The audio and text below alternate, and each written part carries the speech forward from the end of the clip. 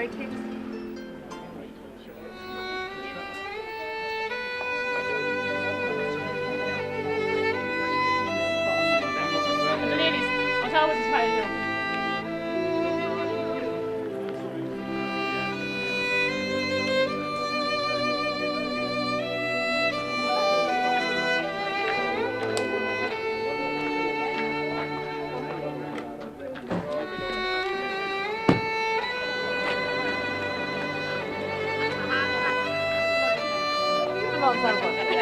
No, we didn't.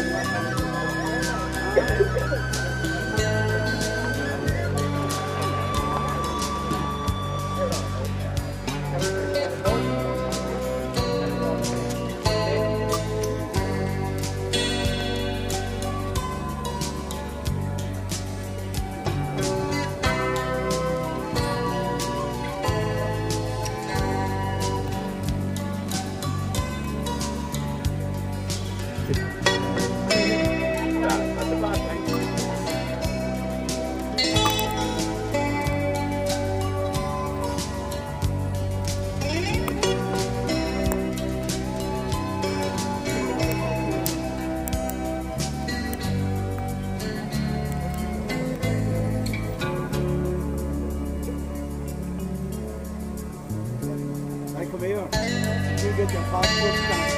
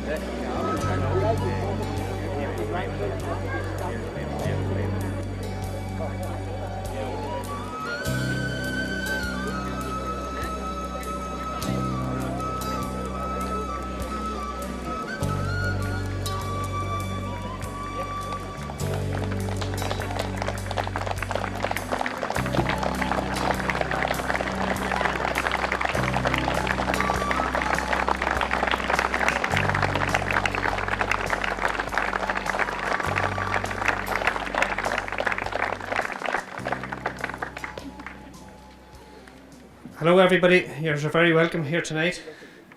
We're going to get proceedings underway. We'll start off with Cathaoirleach of Monaghan Municipal District, Councillor Reminahi. I ask you to come forward.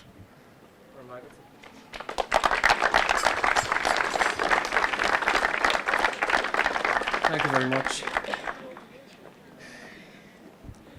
Gia Gitchit Alcarja, the Fáilte Ró Galéir.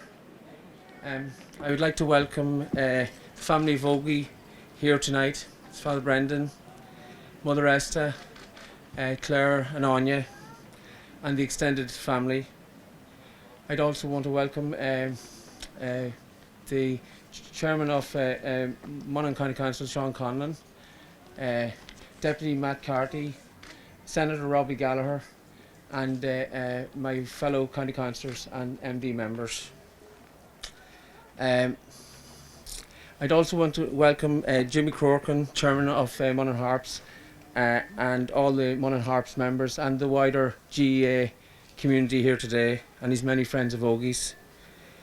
We've come together here today to pay tribute to a talented young man full of life and warmth, a talented Gaelic player, loving son, brother, and a wonderful friend to many.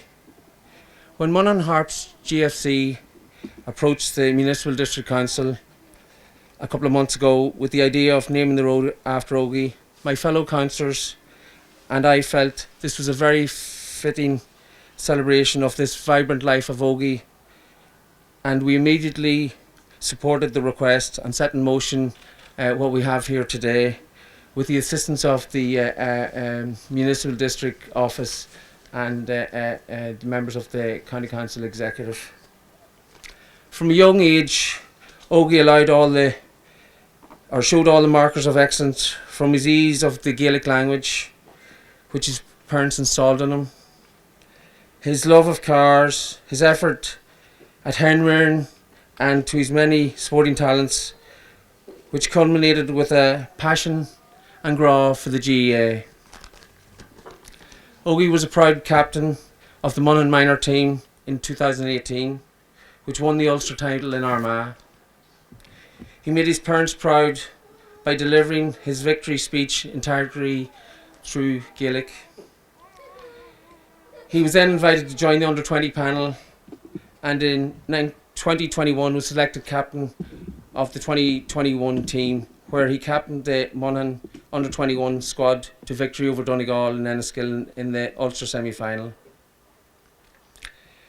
We believe that the young glint in the eye of that shining star of Ógie Ó Dufaigh is shining on all of us today. When you can see weather like this, you know that Ógie is shining on top of us here. And with the hope of all our tributes today, we'll keep him in the hearts and minds of all who knew Ógie.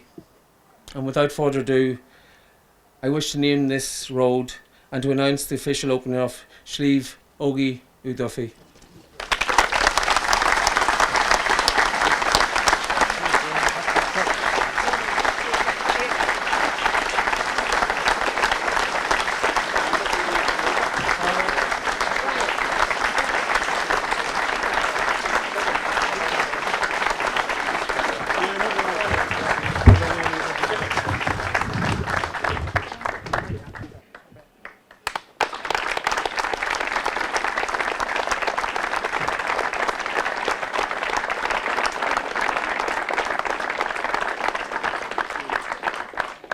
Thank you, Cathaoirleach, Councillor Reminahi, for the speech and the warm gratitude towards Ógie. I'd like to call Chairman of Monaghan Harps, Jimmy Corcoran. Sorry, Jimmy. Yeah. I'd like to thank Jimmy to call for his speech. Thanks very much.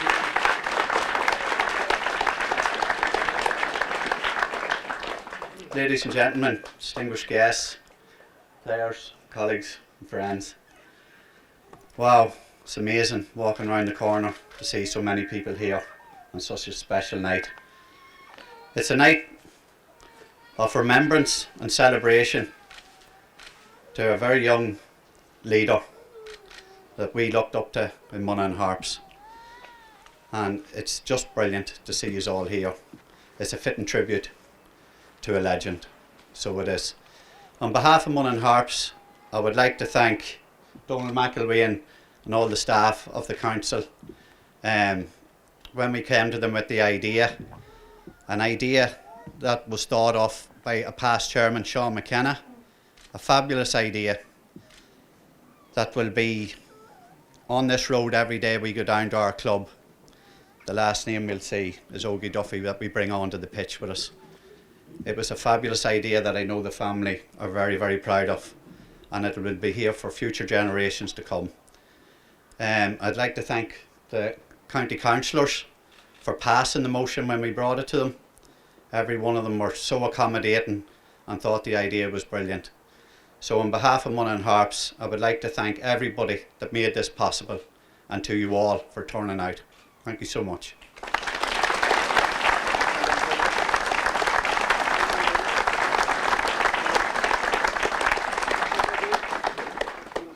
Thank you very much, Chairman Jimmy Corcoran. I'd like to call on Ógie's father, Brendan Ó Dufaigh, to say a few words.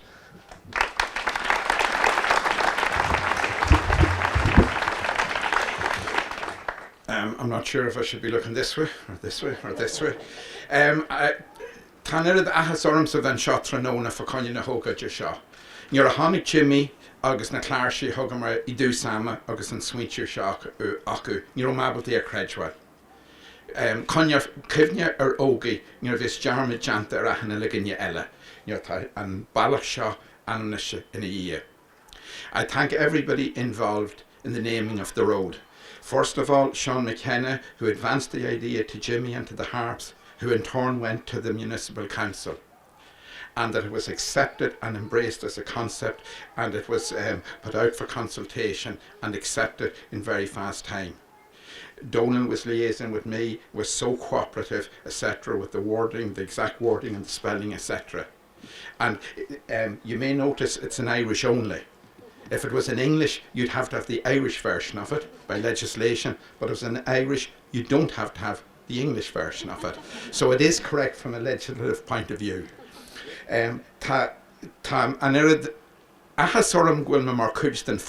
This is an incredible community, be it the football community or a political community. to see cross-party support for this, and everybody working in the interest of Monaghan Town, Monaghan County, and at European level as well, and at national level in the Senate.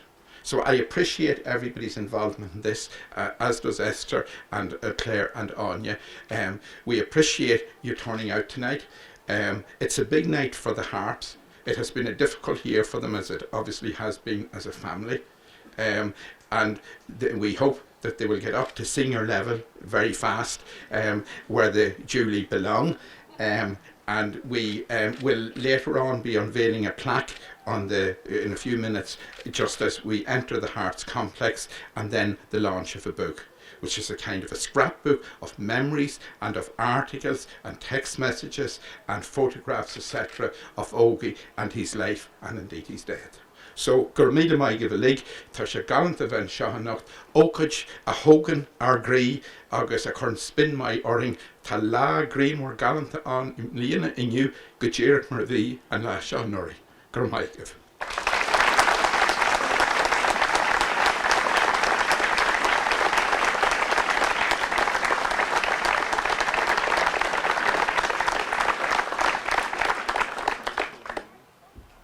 Thank you very much, Brendan, for those words. That ends proceedings at this location, so if everybody wants to make the way towards the Harps Complex now for the opening of the next plaque. Do you want some photographs? Just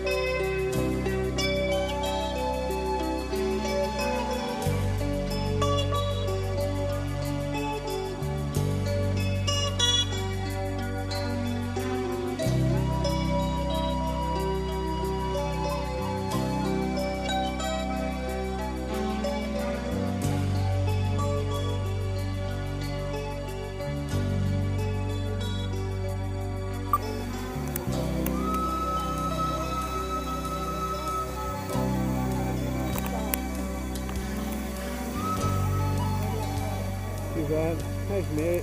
Yeah.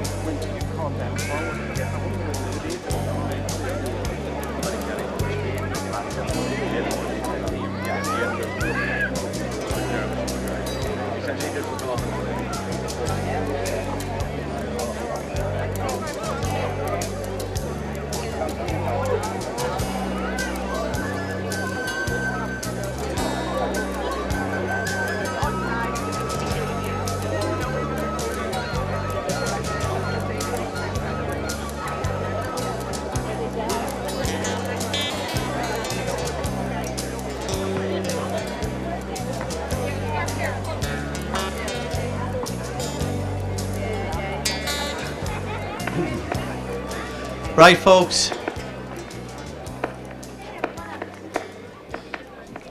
Thanks a million, Fabian and Greg. We kind of put you in the spot there a wee bit. We didn't request our microphone to be here, but thanks very much. Thanks for all your patience. I welcome you all to Monaghan Harps Complex, where we're going to unveil a plaque of Ógie that'll be in our hearts when we walk through our gates out onto the pitch. It's a fabulous plaque, and it's dear to the family, and it'll always be here for everybody to come and see. So thanks very much. A few people I'd like to thank. I'd like to thank Lorca McAdam for getting the curtain and stuff ready, for Joe Gallagher, Rose, and to Louis Clerkin for all the work that they've done all week, to our volunteers for having the place looking so well. Thanks so much.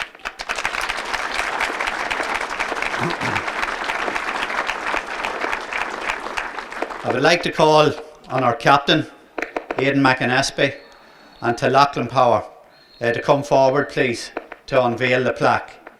Could I please call on Niamh Coyle as well to maybe explain in Irish and in English what the plaque means to us all, if you don't mind.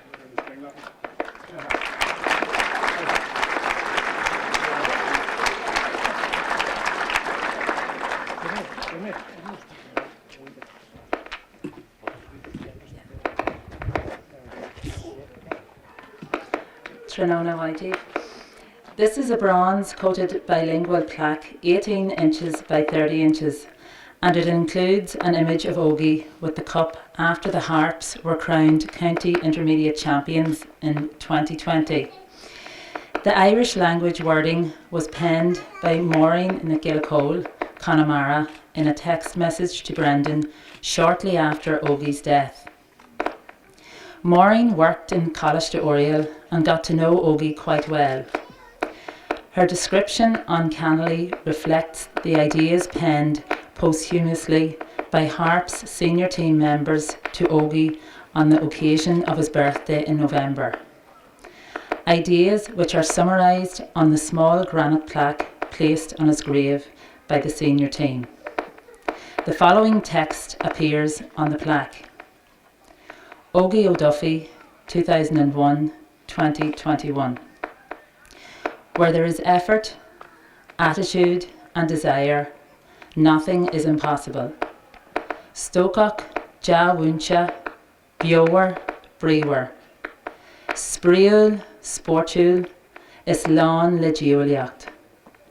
Lách is dílis, fua aige an chus bollag, Commas na pella go smurón, Mianach na ceannareachta an fart na himmerha. Bin Ógie, sin mar a bheits cibhne agin air.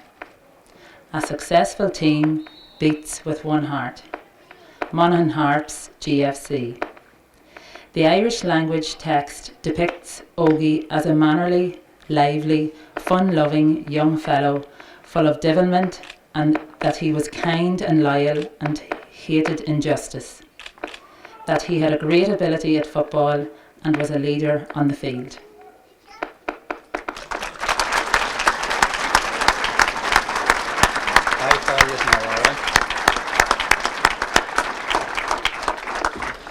I now call on Ógie and Lachlan to unveil the plaque.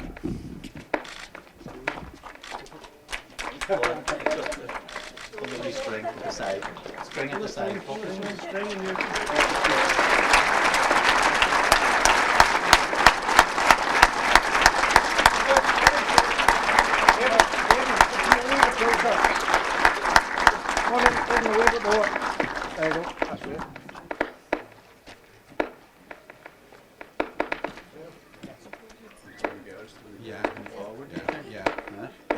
Well, onion sin fast the clerks on you.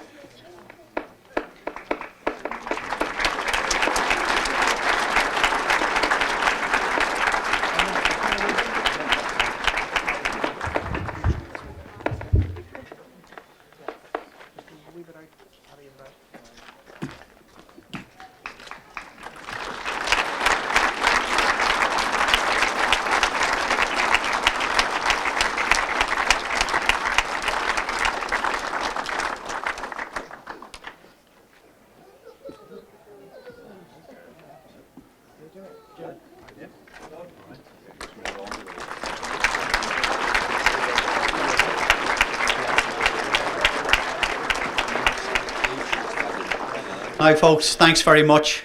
We're going to move on to the next part of our night. It's the launch of the book, and we'll have some refreshments and stuff inside. We have some speakers on the night, and we have the Dublin County footballer Con O'Callaghan here to launch the book inside. So Con, thanks very much for travelling tonight. It's brilliant to have you here at our club. I would ask everybody to maybe go in through the main gate entrance and onto the patio, and we'll fill into the seats inside, and there is more seats on the patio then if you don't get inside, and then everybody will be inside then for food when the book is launched. So thanks very much folks, thank you.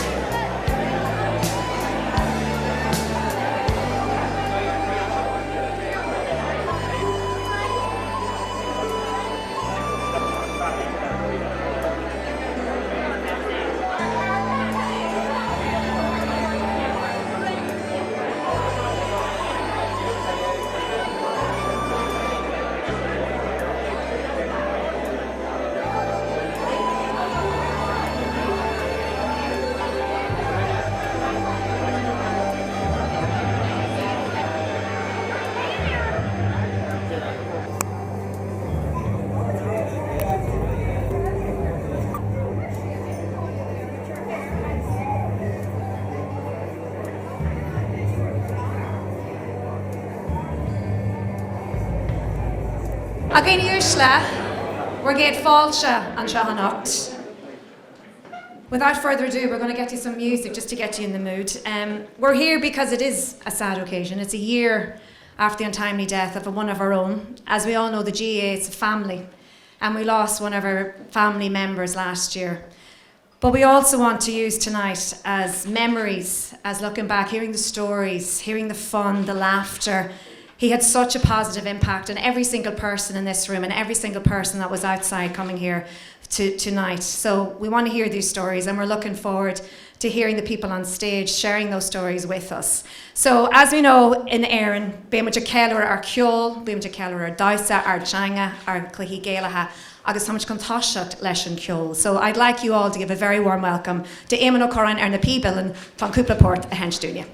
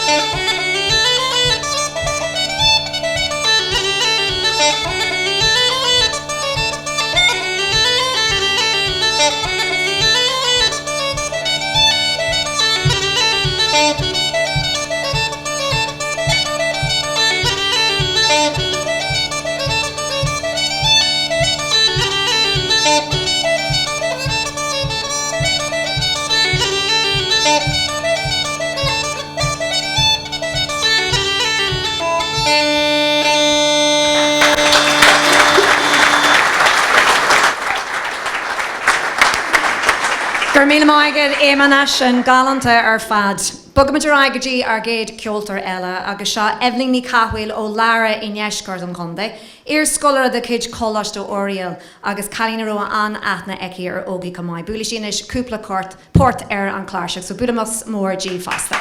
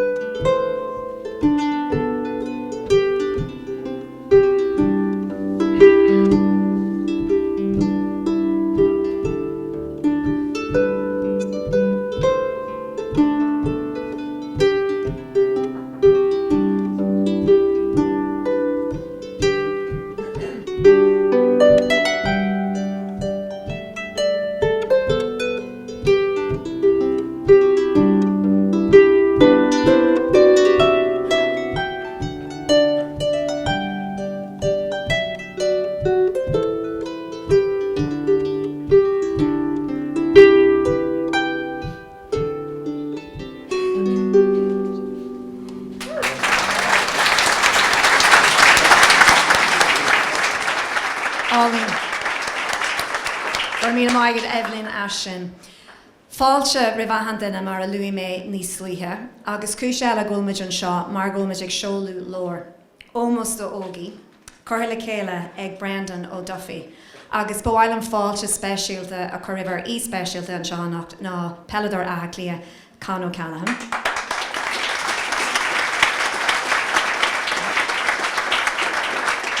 We are delighted that Con could be with us here this evening. He's going to be launching this book later on. We promised him we are not going to talk about last weekend, so no questions. We're not allowed to ask any questions about that, but we're delighted that he's with us here today and look forward to that show Urbal. So, Gana Hill and Will mar sin, bhhail an fáilte occur with Caithirlach on Cumann Shaw, Jimmy Corcoran, to say a few words.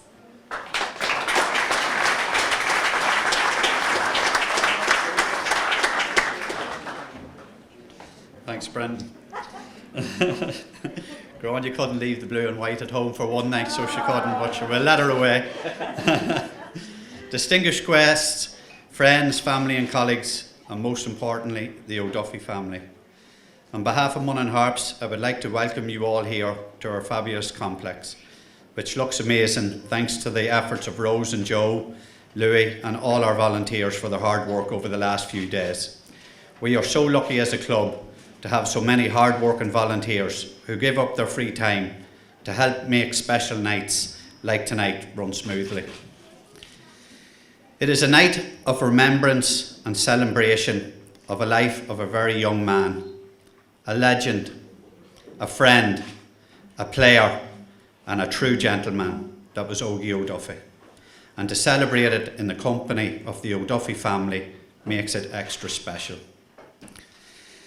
I would like to take this opportunity to thank our former chairman, Sean McKenna, who unfortunately cannot be with us tonight, for coming up with the idea that was Slí Ógie. The road we now travel every day to our club will have new meaning and will have a name that future generations of players and volunteers will talk about for years to come. To our senior management and team, you have been a credit to your families and most of all, your club. We are very proud of you all in the way that you have conducted yourselves. Thank you. To the Ó Dufaigh family, one of the most bravest and nicest families I have met. We will support and travel this road together for many years ahead. So please everyone, enjoy your night and be upstanding and a round of applause for the Ó Dufaigh family.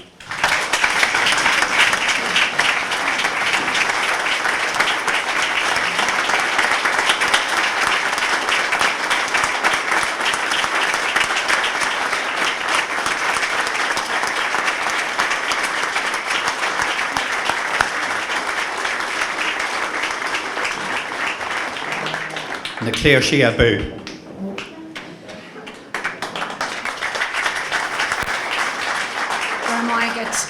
Jimmy Ashin. So we all know the positive impact managers and coaches have on our lives as players, not only moulding us as the players that we are, but also the people that we become. So I'd like to invite managers that have had such a positive impact on Ógie's life on stage to say a few words. First of all, I ask you a warm round of applause to Mel McMorrow, who was the banister for Easter Fast Shea Belena, who is 6 years Ógie's underage manager.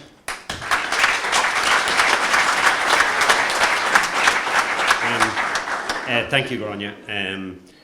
Brendan asked me to give a little background on Ógie's time in our juvenile club.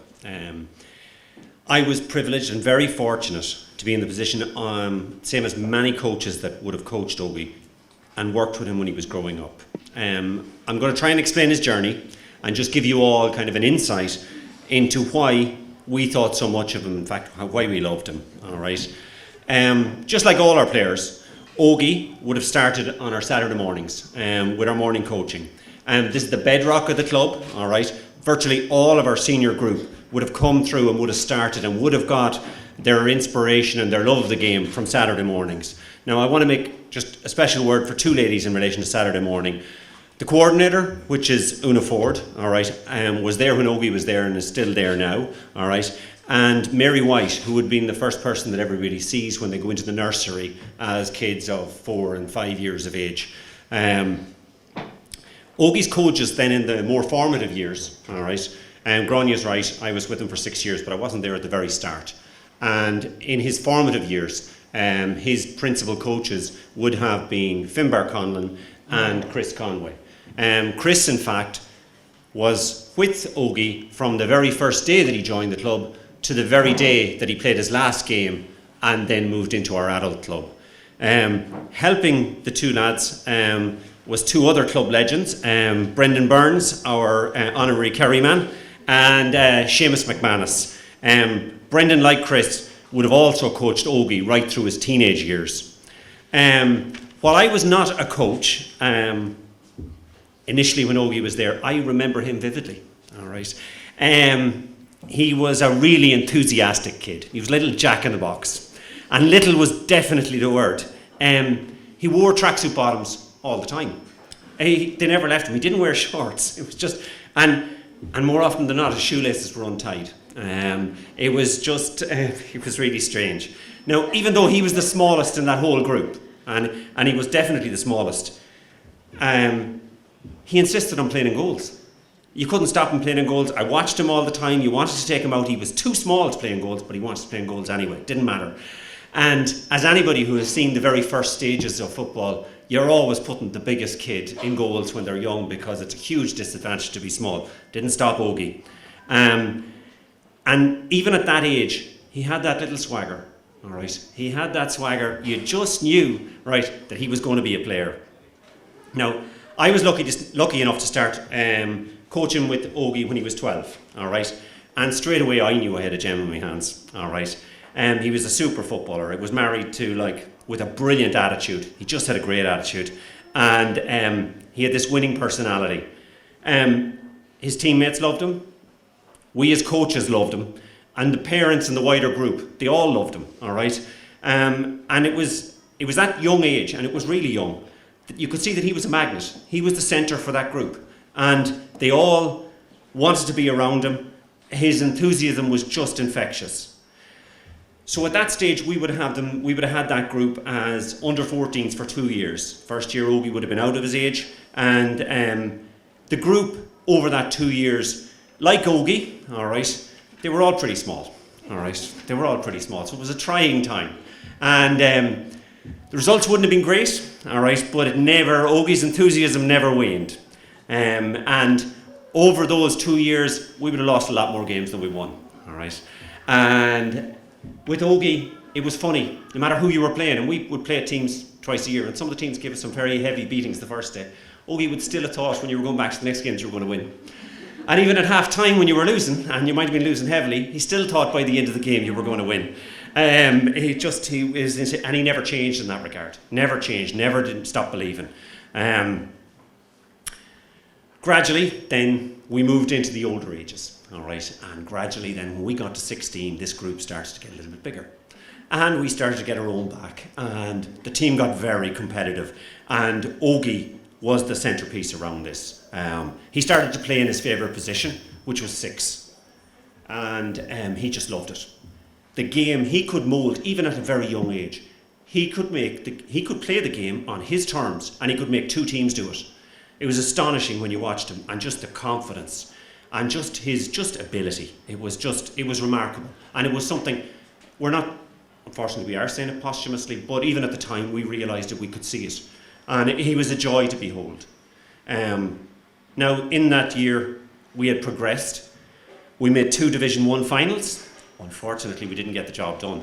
But Ógie's faith never wavered. He always believed we would win. Now, parallel to this career, all right, Ógie was also involved with all our development squads. And I know Brendan would like me to give huge recognition to all of the mentors that he would have had at various ages within that group. They were all fabulous people. I knew them very, very well. And were instrumental in his development as well. The one thing that probably isn't highlighted is that Ógie was always on the periphery of those groups, especially when he was young. He was small. And he would initially, especially when the groups moved from the very young ages to under 16, which is the first age that those groups start to become competitive. The 2 primary competitions at that age is the Buncrana Cup and the Jerry Riley tournament. And in both of those Ógie didn't really figure. All right. I know that we were very blessed at the time, we had a fabulous young Monaghan team. They went to the Jerry Riley tournament and they won it and they beat Dublin in the course of doing that. And it was a big deal for a very small county. And Ógie got, in the entire tournament, 10 minutes. And we were just, I suppose, when myself and Ógie we would have talked about it afterwards, and I would have spoke to his coaches, and it was very much the feeling when he was 16 years of age, and I don't think anybody was being unfair to him, they felt that he was too small. And they felt that he was too slow. And Ógie's reaction to that, we chatted about it, and he was very much, I'm going to prove them wrong, all right? He worked, and his parents probably bear this out more than I would, he worked insatiably in the gym. He got so fit, and he sprinted constantly because he was told that he just wasn't quick enough. And he transformed himself, all right? And then Banty became the manager of the under-17 group. And I don't know, he believed in Ógie as much as any of us ever would have. And Ógie believed in him. And I suppose the rest is history. We know of Ógie's exploits. After that, he became captain of Monaghan at under-17, captain of Monaghan at under-20, something that this whole club was absolutely hugely proud of. Something that the younger kids looked up to, the coaches, the actual whole membership of our club were, we all felt we had a piece of it. I think that was the description. When he played in finals, we were there and he recognised that we were there. It was a fabulous time for us as a club, and it's something that brings us very fond memories. Ógie's personality, all right, you can't go with that. It's been mentioned already a little bit, all right. I had the fortune or misfortune to coach Ógie. Ógie was full of crack, and he was full of devilment. I'll put it this way: if you were in a dressing room and you were giving a speech or you were giving a talk, the one person you made sure was not behind you, all right, was Ógie Dufaigh, right? And I guarantee you, no matter how quickly you turn around, you wouldn't catch him. But you knew it had happened. Look, he had a particular thing with me. He always wanted, when you were coaching, he always wanted to get you into the games, all right? And even though I was far too old, it would have been hard to get me in. And the first few times I never really realised, some of the lads that were there would have, all right? But his whole objective of getting you into the game was to get a hit on you. And if he got a hit on you, he was delighted. And he caught me out the first few times. And then after that, I used to watch him. And the next thing was, had to catch you with a dummy. And he was really good at them. And probably his trademark, the one that he had over and above anybody else, was that he would go to lift his head ever so slightly, lift his hands, and he was feinting the fact that he was going to fist the ball over your head. And as soon as he got you up in the air, held onto the ball, swept around you, and there was a big laugh and a guffaw of got you again. Do you know what? It was just part and parcel of who he was. Ógie had a lovely smile. He made you genuinely glad to meet him whenever you were in his company. He had the ability to make time for people. I would have watched him with very young kids, and I would have watched him with the older members of the club. And it didn't really matter. With Ógie, you felt he was his friend.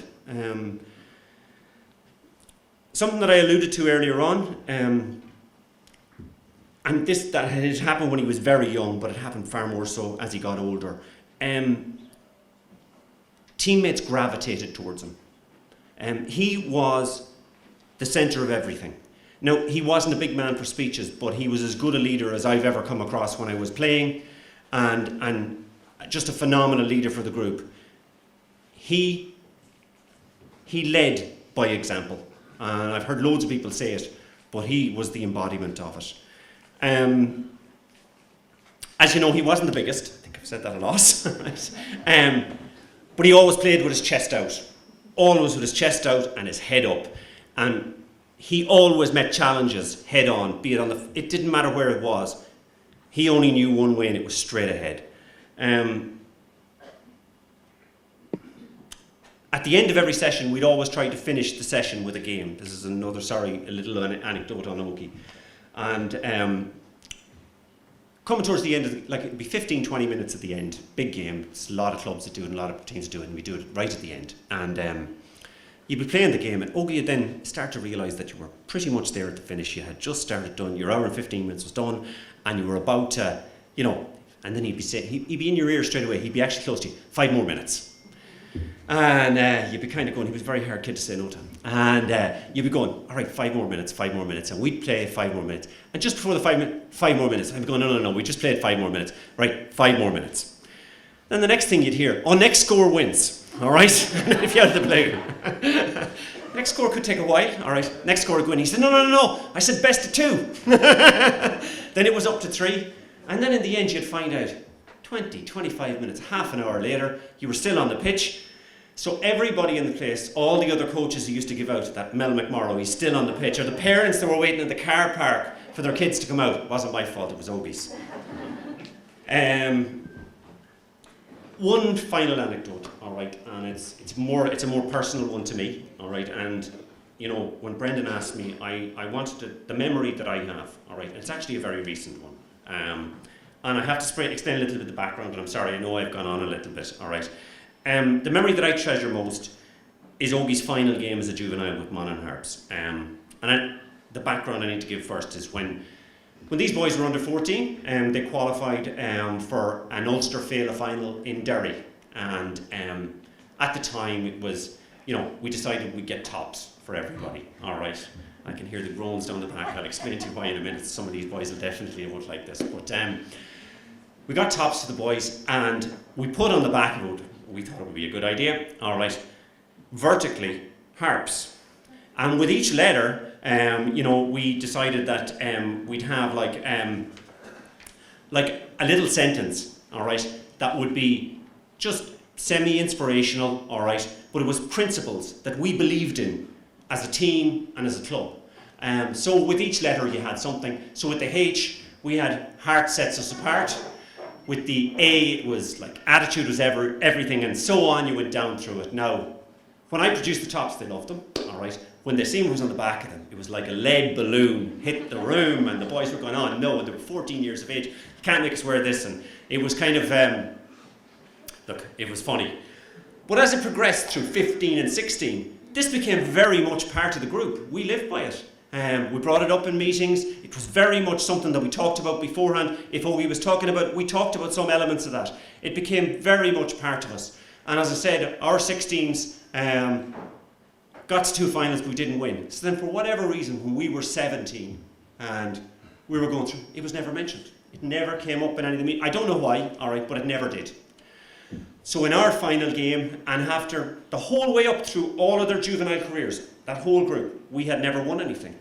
In our final game, we were in the league final in Division 1, at the summit again, all right, and just trying to scale, just trying to get there. And the game was a phenomenal game. Ógie played one of the best games that he's ever played. He was actually scorer-in-chief at one end, and in the last 5 minutes when we were hanging on, he was the rock. He was the absolute rock that was going to make sure that we were not going to concede and we were not going to go down, and we didn't. Referee blew his final whistle, and the whole team, a lot of them were down there, they were ecstatic. It was just a culmination of a lot of hard work and something that we never thought really, to be honest, would happen. Ógie came running towards me, 2 fists by his side, and it was like, heart sets us apart. And it was like he was screaming it at the top of his voice. It was something that I never thought I'd hear. Look, I'm sorry, right, it's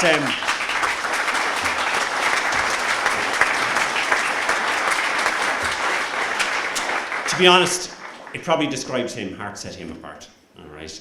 It was a privilege to have been his coach, to have known him, an absolute privilege to have been his friend, all right, so thank you very much.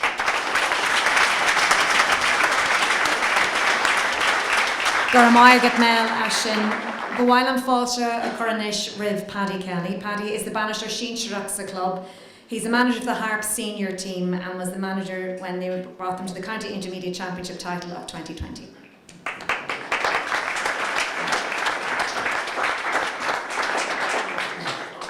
Brendan has given me strict instructions to be 3 minutes or less. For some reason or other, Brendan thinks I talk a lot. But first of all, I just want to thank Brendan for asking me to be part of the remembrance of Ógie Ó Dufaigh. I think I've been probably the only manager managing at senior level, which is a great privilege. I suppose I'll start off at the beginning. This is my 4th term in charge of the Harps senior team since 2005. I think the last time it's probably down to Mel and Jimmy here at the back, and they're building their hopes. We're after going from senior football for there were 10 years to back to intermediate, and to be honest, probably looking the realistic, they were looking to maybe to go to junior, and their hopes were built on this young lads that were coming through from the under 17s that had none of them had played in Croke Park, Ógie Ó Dufaigh and Lachlan Power, and I hadn't really known any of these lads until I went to see them playing in Croke Park against Kerry, and certainly Lachlan and Ógie stood a mile apart. And when they mentioned to me about the Harps job, I had been there twice before, and thank God, touch wood, I had been lucky, and I was thinking, yeah, there is a bit of hope with these 2 lads, but it'll take a bit more convincing.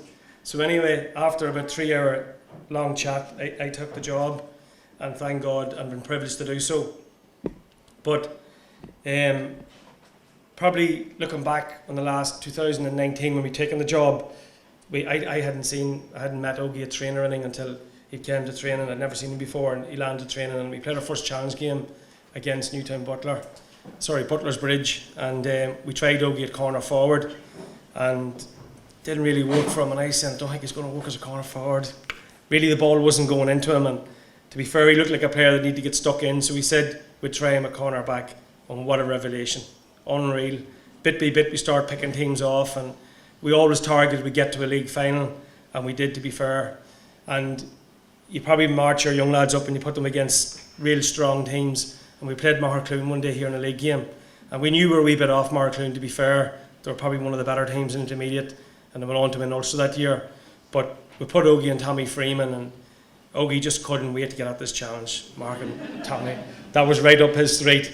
And I think he gave Tommy a wee bit of verbal going off, but Tommy said, I can't wait to see you again. And in fairness, we got another rap at them in the championship, but it didn't go our way.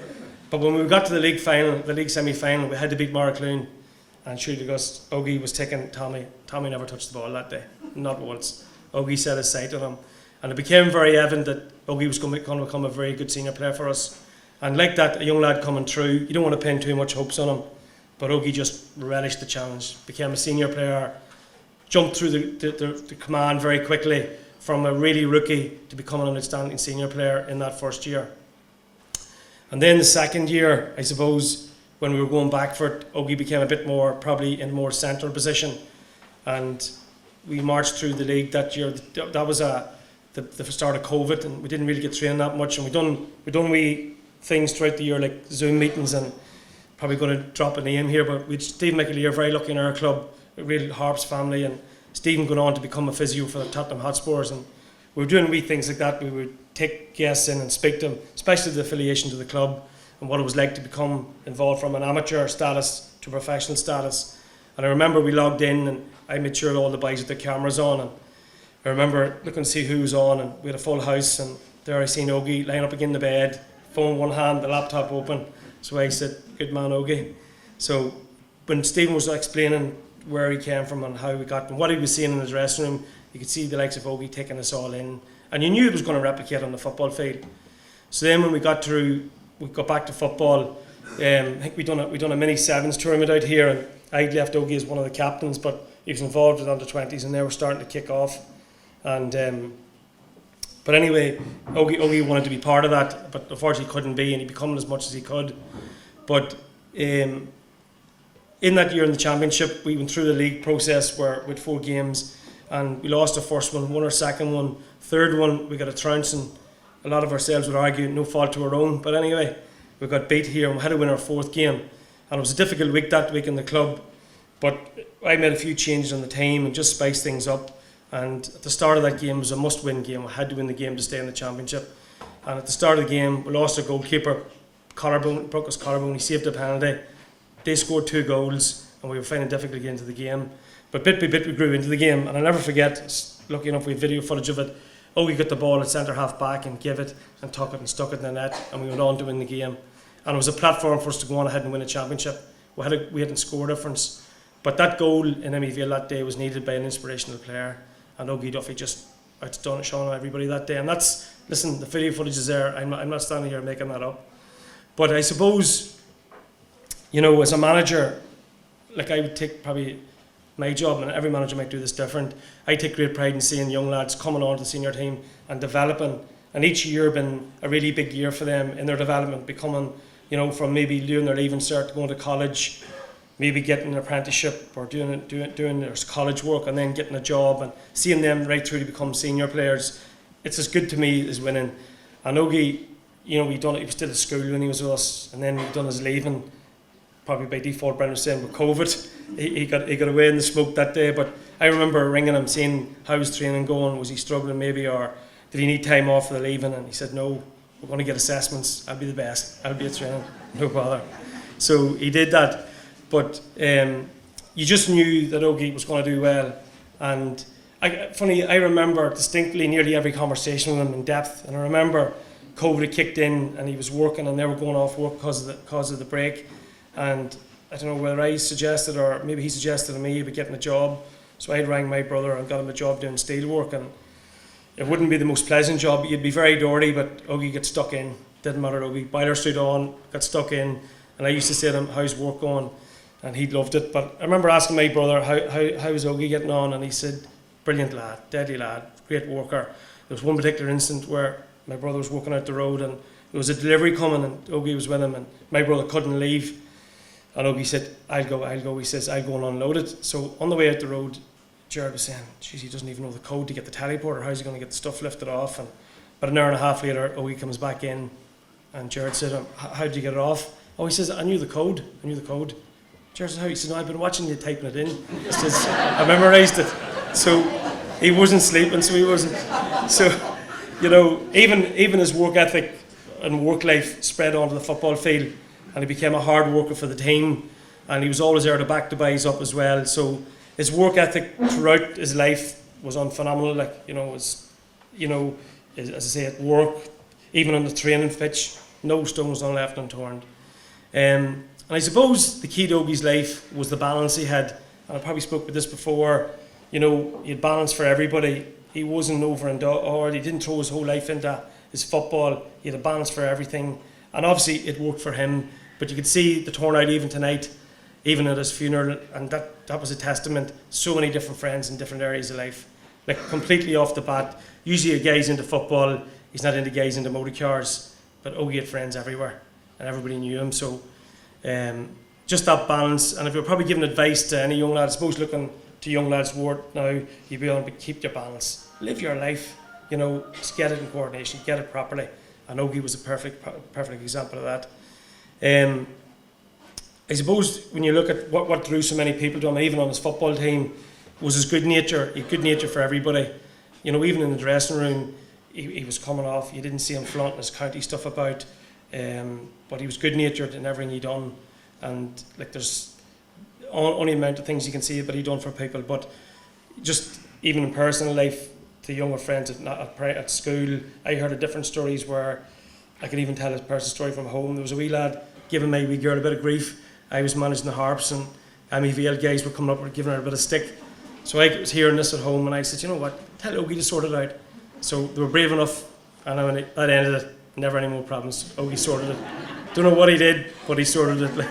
So I suppose as a management team, we had so much admiration for him. He took the command, I suppose, and the perfect example of that, when we got through the intermediate final, we probably curtailed his duties that day a wee bit. He was given a man-marking job, and I remember in the final, it was a tight game, but you know, we probably could have done him out the field a bit more, but the player he was on was quite good, and Ógie had the measure of him. But I remember him coming to me at half time and saying, listen here, I can do more at the field. I can do more. And we were saying, Ógie, you're doing enough, stay where you are, you're not doing it. So we wanted always to do more, but he stuck to his job, and Ógie got the job done, and we ended up winning the game. And I suppose, spreading back on, just the week before he died or so, I remember I found a new role for Ógie. We went back and looked at things. We could move him centre half forward. We were developing, and we needed a bit more steel up at the front.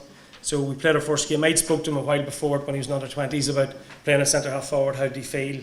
And he said, yeah, mad for it. I'd love to get close to goal. You reckon you could get goals? So I said, right, take your time, get it. So we played Latin, and before you knew it, Ógie was right in the full forward line, penetrating runs. And I remember after the game, he was beaming. He had a serious game that day for us. And like that, we're lucky we have footage of that as well. But after the game, he promised to me, I'm going to be more measured. I know my runs the next time. There's one actually time he nearly landed beside the goalkeeper. He ran that far in front. But he always the time was thinking, how can I make myself better? And I suppose to us personally, we knew he was going to be a big player at number 11. And that's why I know Ógie McInnesby, our captain, said he was that good we retired 2 jerseys for him, because it would have done him an injustice. The number 11 was definitely his jersey going forward. And he developed that. But I remember just the week before he died, we were playing a local team out there, and Ógie was, he'd rang me, they were after beating Derry, and he says, I can't play tomorrow night. And I said, that's dead on, like, don't worry. But he says, I'll take my gear just in chase. And I was saying, Ógie, no, you can't play. Like, we really want him to do well. Kevin Lahorn's down here as well. Kevin has the honour of captain Monaghan to an Ulster minor and under 21, and it'd been brilliant for the club for Ógie to emulate that. So he said, take my gear anyway, and he started naming these players that would do his role. I said, don't worry about it, we'll get the job done. So we landed it through, and there was a bit of a scuffle towards the end of the game. We ended up in a draw, but Ógie was itching to get stuck in, not for the football, just to get into that row. I remember him telling me there was a linesman going about. He says, was he trying to fight you or get you off? So, but Ógie was up for the big row as well, in a good way, backing up his teammates. So as a management team, we had huge admiration for him, and you'd never give out to Ógie. He just never a moment's problem with him. I remember another occasion, there was a young lad. Ógie was always telling about these young fellas that came through the year after him, and used to see him in the gym with him. I remember there was one particular lad. Ógie got him onto the WhatsApp group, and then he went off the WhatsApp group, couldn't get in contact with him, and I rang. I said, is this lad interested or what? He says, you leave that with me. 2 minutes later, he was back on the WhatsApp group. No problem. And that lad, to be fair, I don't know if he knows or not, but Ógie spoke very highly of him, and he pinpointed wee things where lads could do well for him. And I suppose on the night of the accident here, I'll never forget it. It's no different than tonight. And I remember listening to the result at the end of training, and we heard it, the one, and then on the way out the road, he had texted me that won and that he won't be available for the next game, and there was a conversation going back and forward. And I remember I sent the message probably about 11:10. My sister was there, and she had left, and I was saying, that's funny, Ógie hasn't replied that message, and he read it, and I didn't know. Then I got a phone call at 12:30 that there'd been an accident, that Ógie was in an accident, and I said, probably a broken leg, or maybe 2 broken legs, worst case scenario. And he says, no, I think this is a lot worse. So remember that whole night after that, just you want to be there, you were thinking of the family, and I know a couple of players had been out, and then the days after that, it was unreal what happened. But probably all the goodwill that Ógie had done in his life started to come to the fore, and I know Brenton and Esther was probably surprised and overawed by what the stories I heard of all the goodwill. But when you look back on it now, Ógie didn't pick his strength and all his good nature off the ground. He had a massive family to come from, and it's only now I didn't know Brendan or Esther until really the death of Ógie, and that's when I seen that Ógie came from a real strong family. And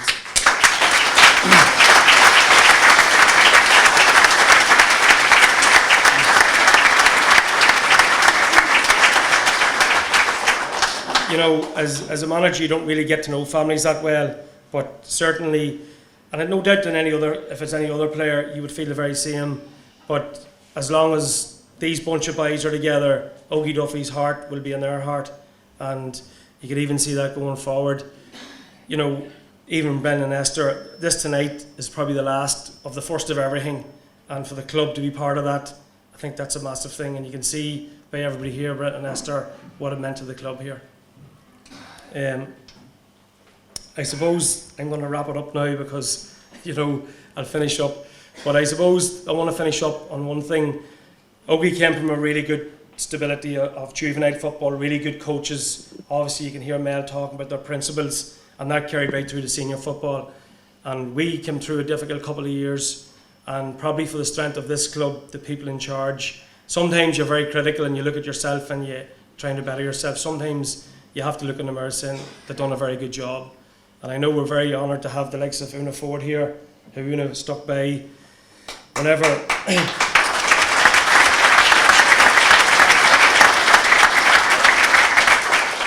I'm conscious of Brenton's clock ticking there. I'm waiting on the bell ringing.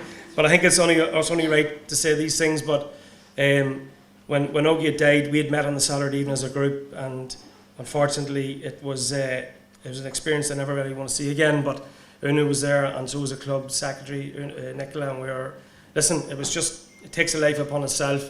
But we vowed that night, and certainly it was one thing that I did the morning after Ógie died, that I vowed that we would give him the best send-off possible as a Harps player and as a teammate. And not only was he a player, he was a warrior. If he had been in military terms, he would have got a full military funeral. And that's the way we took it, that he gave everything to the club from a young lad right into his start of his adult life, and the club gave it back.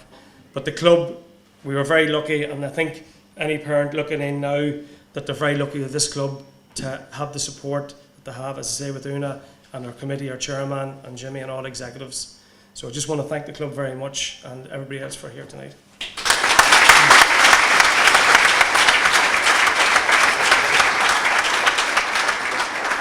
Garmaiga Paddy, thank you for that.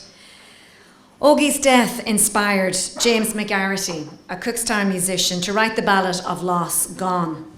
The song was subsequently recorded by Patrick Feeney. The visuals on the song accompanying the video accompanying the song are dominated by visuals by Ógie the footballer and Ógie the son. When the song with no accompanying video was released, it climbed to the top of the iTunes charts on the first afternoon. Murphy Video Services from Unveil released the video version the following week on the 15th of October, and it received 10,000 views the first weekend. We're very honoured to have another of the Murphys here tonight to sing that song for us, Amelia Murphy, the Patrick Feeney recorded song inspired by Ógie's death, Lost, Torigi Bulabus Morgi.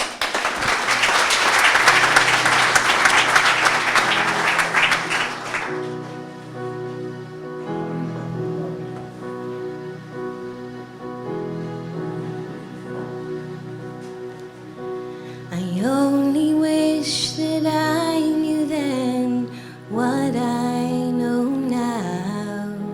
They say that time's a healer, I don't agree somehow. They say the good die young and old ones go too soon. So many memories make me think of you. Gone,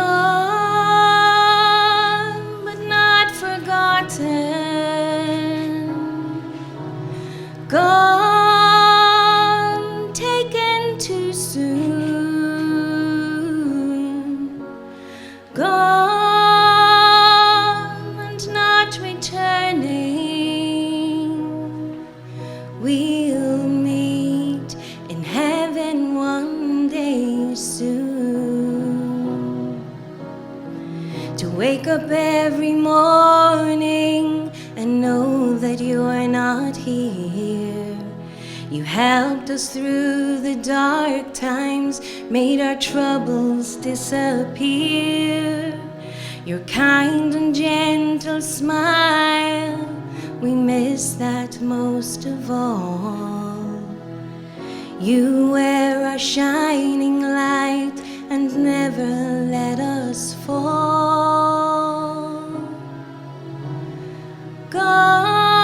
Gone, but not forgotten. Gone, taken too soon. You're gone and not returning.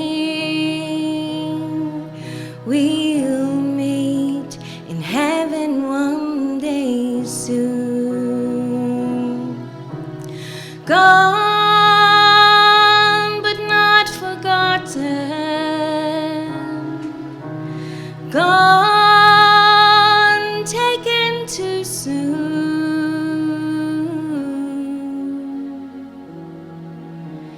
You're gone and not returning. We'll meet in heaven one day soon. We'll meet in heaven one day soon.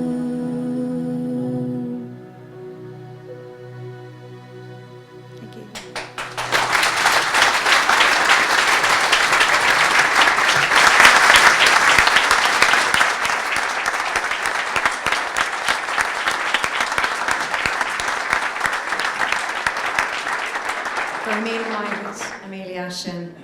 I think from what we heard from all our speakers so far is how much Ógie touched everybody's lives, and even people that didn't know him.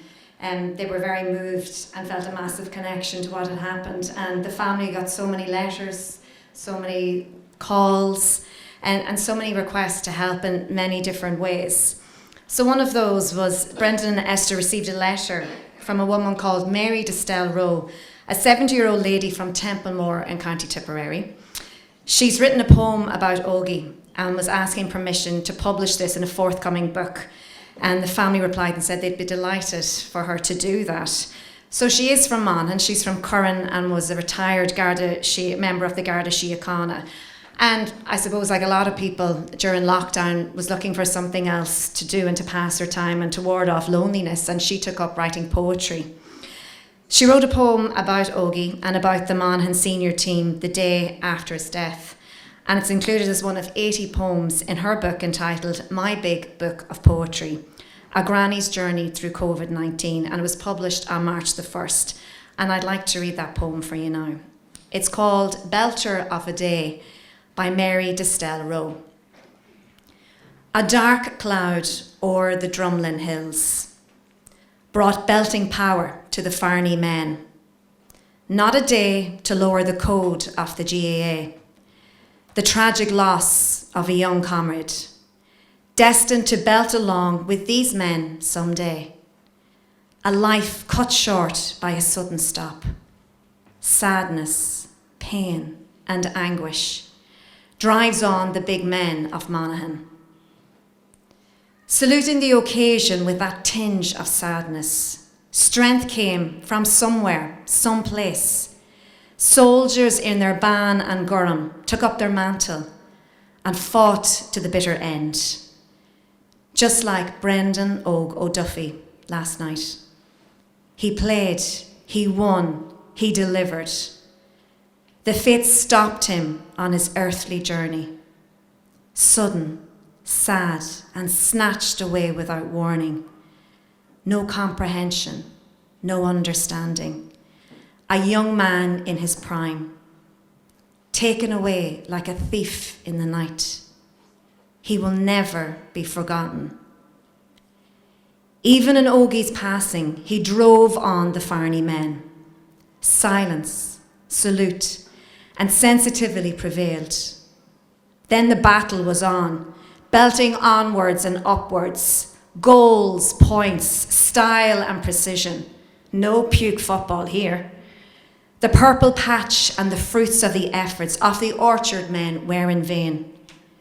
The strength and power of the men from the hills, the Drumlins, the Farney men, stuck their spades off the stony grey soil, dug deep into the antimony mine, and brought home the gold nuggets of the day. 'Twas a belter of a day.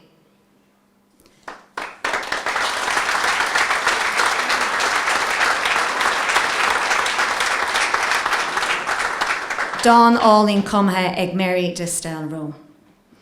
I'd like to ask then for some of the other mentors, some of the former managers that have been privileged to have known Ógie through the years, and as we mentioned, had such a positive impact on his life and also he on their lives as well. So first up, I'd like to call on Seamus Banty McEnany. And Seamus, of course, as we've heard, was the under-17 manager when Monaghan won the under-17 title in 28. So Bullabus Mór Lewerdul, the Seamus Banty McEnany.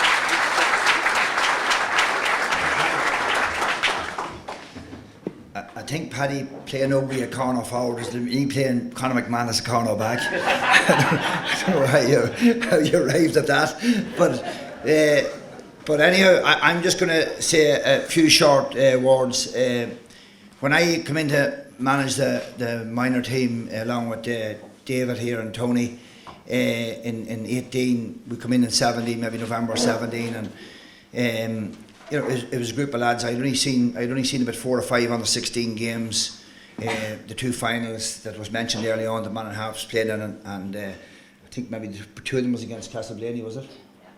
Yeah, well, one of them certainly was, and Ógie for me was a man that stood out. But you know, as the months grew and as time went on, it was very funny how Ógie developed within the group, because we had been chatting and we had realised that Ógie hadn't been a full-time player the previous couple of years, but as time grew on, he grew on us as a management team, and he grew on the group. And I remember on a serious part when we went on a training camp and we were picking the team captain, and in our head there was only one man for the job, but we said we give the players a vote on that, on see how he was got within the group. And I remember vividly at the time that there was 3 or 4 players from Maracloon. I've seen a few of them here tonight. There was 3 or 4 players from Enniskeane, and they were from all different clubs. I think there's maybe 18 or 19 clubs involved. But it was a distinctive thing for me. This man, who was from Monaghan Harps, when the vote was counted, was 24 votes to the second person was 4. It was phenomenal how he was got within the group. And you know, people talked about, nearly all I can talk to you about is the rascal that was in Ógie. No matter where you turned, there was rascality in him. Even you know, I remember, I could tell loads of stories about rascality here, about what this man was like, but I remember, as people would know, we own a nightclub here in the town, and I went down to the front door, maybe a Saturday night at half, Ógie was only 17 at the time, maybe about 12:30, and the boy says, Ógie was there, wasn't getting in. I says, what's going on here? Why is this man not getting in? Well, last weekend, he was got letting 4 or 5 of the minor team up the back stairs of the nightclub in for nothing. and I says, right, but he says, but tonight we cautioned him going in, you know, and something happened inside, and Ógie was put out, and I says, but sure, listen, we went back in. Oh, the problem was he was caught going up the stairs himself. Someone else let him in. So no matter where you went, there was trouble. And again, I maybe told these stories a couple of times, but I remember the miners were playing in an Ulster Championship semi-final, and we were 10 days out from the semi-final, and Ógie was captain of the team, and my own clubman Jordan McGarr was vice captain, and I could see the 2 boys waiting for me at the end of the training, and summons me to chat, and he says, you know, listen, he says, this is Tuesday night, maybe we're 12 or 14 days out from, or 12 days out from the game. He says, listen, Banty, he says, there's a concert in Dublin. I says, what about the concert? Oh, he says, we all have tickets for it. I says, sure, the handy way, buy and sell, you get rid of them, they're on Thursday night. No, just Banty, the whole office wants to go to this game, the whole office wants to go to this concert. And I went in and talked, I says, listen, I'll go in and talk to the boys, I went in and talked to David and Tony, and David says to me, listen, he says, you're fighting, you're rowing again the wind there. He says, you'd be like smoking a cigarette in an ashtray, stopping them boys from going. So I goes back out and I says, Dougie, this is now under 17. I was managing under 17 team. And I goes back out and I says, listen, Ógie, let us go on the one condition. And just before I had said no drink, I said, listen, you know, you're not the age for drinking anyway. Jeez, Banty, please don't do that to us. And I says, listen, I'll leave it with you this, Ógie. We're training Friday night after the concert on Thursday night. That's the end of the story. And remember, just you know, about the great things was said about Ógie here all night, and they're all 100% true. But I remember coming back up the road from the bus, and I was only at school whenever it was raining, but I left it when I was 15, and the Irish part of it was very, very limited. And I remember coming back up on the bus from Armagh, and we're after winning the minor championship in Armagh, and I says to David, what was that about, what Ógie was on about? I says, what did he say anyhow? But he done his whole speech in Irish. It was a phenomenal thing for a 17-year-old to do. Listen, I could talk all night about Ógie here, but he was an unbelievable leader. When I met him first, he was a 16-year-old special boy. That's why I would have called him. Very quickly, we realised he was a special boy. And he led from the front. He led every time. Didn't say an awful lot. He done his leading on the pitch, he done his leading on the training field, he done his leading away from that. No matter where the fellas went, guaranteed if they went out a weekend after weekend off, Ógie was in the middle of them, 20 of them together, 25 of them together. He was just special.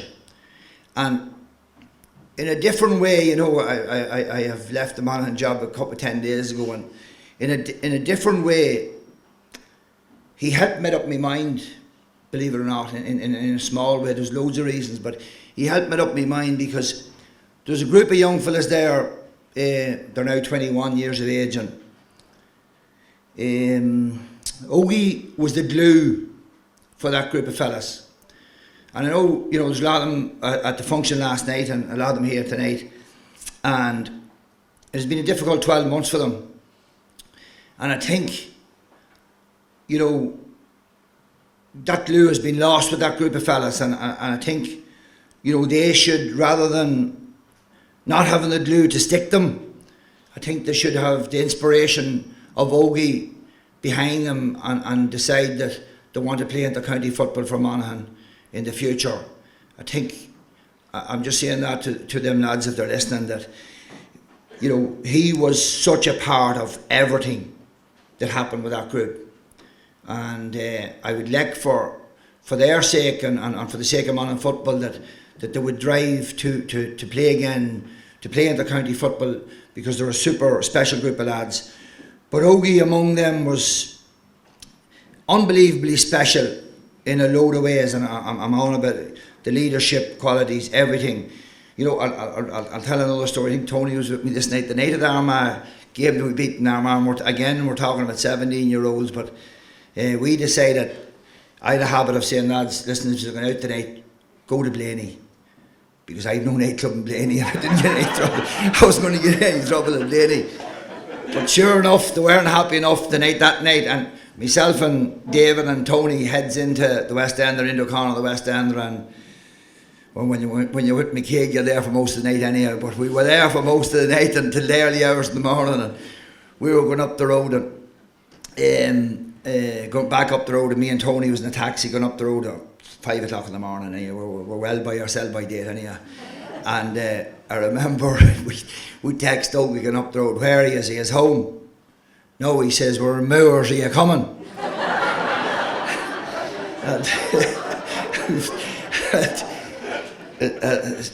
Ógie had more sense than I had. Sure enough, we headed for Moors. and I goes in the door, and there's a big chair and whatever else, and I remember this. Ógie hands me a bottle of Coors Light or something. He says, I think it's best me and you goes out the back here and have a chat, because you mightn't like what you see in there. So he had more sense than I had that night as well. Surely enough, I was packed back into the taxi and out the road home. Listen, Ógie was a very special boy, and I'll tell you how special he was. Monaghan has won 2 Ulster minor doubles in 135 years, and Ógie captained one of them too. The other captain was in the room, and in Monaghan Harps as well, Kevin. I think it must be that.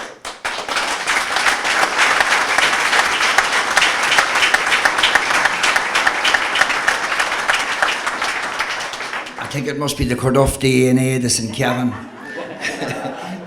But that's how special he was. He come in, I met him as a young fella, 16-year-old special boy, and unfortunately he left us a very special man. That's me and Ógie.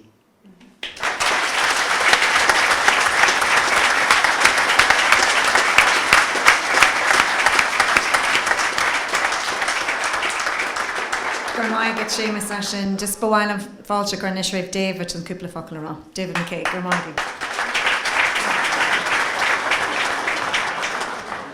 Grania agus look at is cúisiún óra domsa bheith an seo nocht sucad mar fear na botha glub hat na Cláirsigh chun caint faoi duine just na Cláirsigh. But díar cosú le Seamus an sin chur mé aithne Ógie don céadú riomh leis an fearn winú a gábhís a hoc jig 2018 minors agus mar dúirt Seamus hosa sé gábhís a seach jig agus cíonlumm bhí mar ag na tréalacha bhir the trials. And ní na tréalacha ar siúil roiáide gan am agus dúirt Seamus lom, so we have our sweeper. And bhí bhíos ag an bheirt ag agus bhíos ag Tony Comach céadhí a gceiste, we knew exactly who he was talking about. Agus tar éis an bua sin ar a bhua mar críomhóla in ard wacha, fur mar coachálaí agus mar banistóirí an chuid creadún, so we got an awful lot of credit. Go higher maidir le roll Ógie, roll an scubador roll Ógie's role as a sweeper. And everyone I met, I said it had absolutely nothing to do with us. Okay, and even vi sé intach le clistal le mel lís luia kains fui chonachar na coach Ollie agus na Australia as a club and shot. Beja go role Ockerson, lesson role of Ógie. Maybe they had a role to play with Ógie, but I taught him absolutely nothing about how to play as a sweeper. Again, it was his natural, innate ability to read the game, to know where to be. It was really scary that somebody so young could have that ability. Agus mudig pioku on Fanny Stoka Guru, Kera category, we had sort of 4 categories when we were picking our panel. And so the first category was physicality, Visha Ega, agus, the Councillor Brendan, Lenta in Ia Vosh, agus Honecker on Shomra Maka on the weight room that he had at the house. Okay, con forbert Gienniver a gorp to develop himself physically, con of a ray lepelid or con demers. Got technically, on stoka on tribute a smoker phase of horse Ógie no gornarn she gak rod na skill na bonusa go simply. He did the simple things perfectly. Okay, niakame rive cur pass lava con talun. I'd never saw him give a hand pass to the ground, kick pass, just prabo on, one bounce of shocky, I lava a comradia no colaki, just a ruddy bonuska. Few na poinchi no na coolini score oil she. He never really scored a spectacular point. It was always a very simple score. I think that's a real tribute to him as well, that he knew where to be, when to arrive, and then how to execute that skill. But a stoke on da category chasa mak dumsa to Ógie, no on mion agna, his mental strength. Okay, even Mel saying earlier on, but playing on Harps teams that maybe weren't that successful or hadn't that much hope and successful, he always believed they could win. Agus stoke on Chonachar v Egger, mar Canara, Chuckme Shen again, Kupla Nomid, con sort of impression the end of our Kolakia to give that sense to his colleagues as well. We're going to win this. Okay, and he wrote out our Biega Reeve. So on Mion Agna, Chashemak. But a stoke on Kid Rodella, no, a stoke on Ulvi and a V Ega. Okay, Agus on Jean Gawalchuk to V Ega. Agus a stoke on Fokashin Canrock the Lucha Mion Minik Isticha. The word leadership is mentioned umpteen times tonight, but it's worth sort of shas of sheer agus Keshtiger Cadispree Canaracht. What is leadership? And Seamus has actually mentioned it. It's influence. On Abeltok the Viega Chonaka Re Erdiniela. Agus few anocht, agus Mujgalera Bali and Shonocht. Tasha Fos in a Chonaka war oring. He's still a massive influence on us. Agus Sheelam Shagwell Molu Olvorig Dol the club na Clarshig. As on Kivnu atá Gent acu an Slí Ógie Ó Dufaigh. Agus Luig Jimmy mentioned it that the Builden club show members of this club that you'll walk in here and see his name. I'm from another club. Agus tan Gallon show Dumsadif. I can promise you this. When I'm on a bus with 25 or 26 kids from Scotstown, we will stop and we will look at that name and I will tell them about Ógie Dufaigh. I will tell them what he stood for.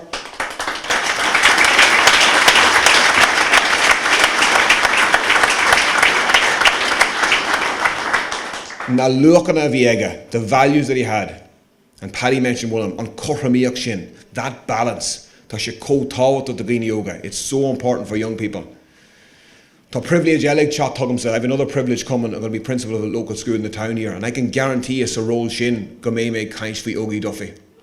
August Beme Curry Mar Eol as an idol, Mar Ja Hampla as a role model to the young people of this town.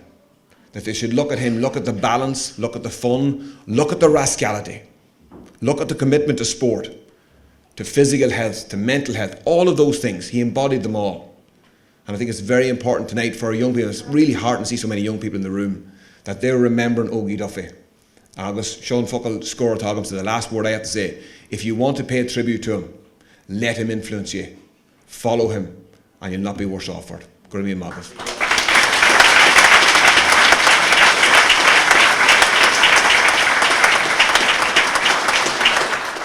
Gormaiga David Ashen, just bug Majaraga Arcade, Kainshore Ella, Andy Callan, under 20 manager. We can get Andy on stage, please, just to say a few words. Gormaiga.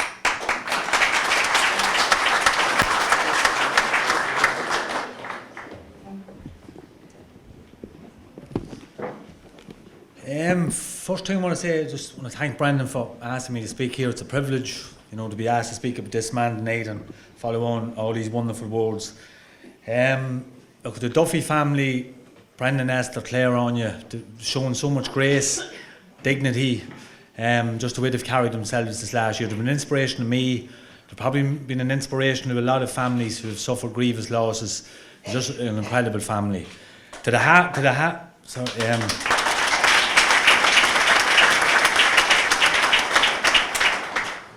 to the Harps Club, I suppose, who have, like, you know, the Harps Club nurtured, developed Ógie, obviously Mel and his coaches. You should be so proud of, you know, developed an outstanding young man. He was an outstanding person.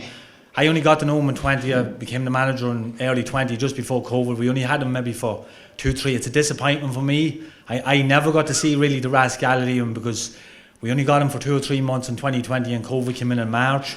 And then last year, with obviously COVID, we only got back in May. I made the Ulster final. We only had him for 2 or 3 months. So I was saying last night in Clown, I ever actually got to, just even have a pint with him and just see that wee bit of development. I just thought about this over the last month, and it is a bit of an annoyance for me, to be honest. It would have been about this time last year, and this night we were about to hop on the bus in Enniskillen, and we had 2 buses. Just to tell a wee story about Ógie. Ógie was on the bus with the managing team, because we had 2 buses up because of COVID, and I think now, I'm not just 100% sure, I looked round at one stage maybe in Listonski, and I looked round down the back of the bus, and Ógie had the shirt off and he was swinging it like this. Now, I'm not just 100% sure, but a lot of 18-year-olds do that. They can't pull that off. You'd be saying, look at that muppet. But Ógie could pull it off, no problem to him. But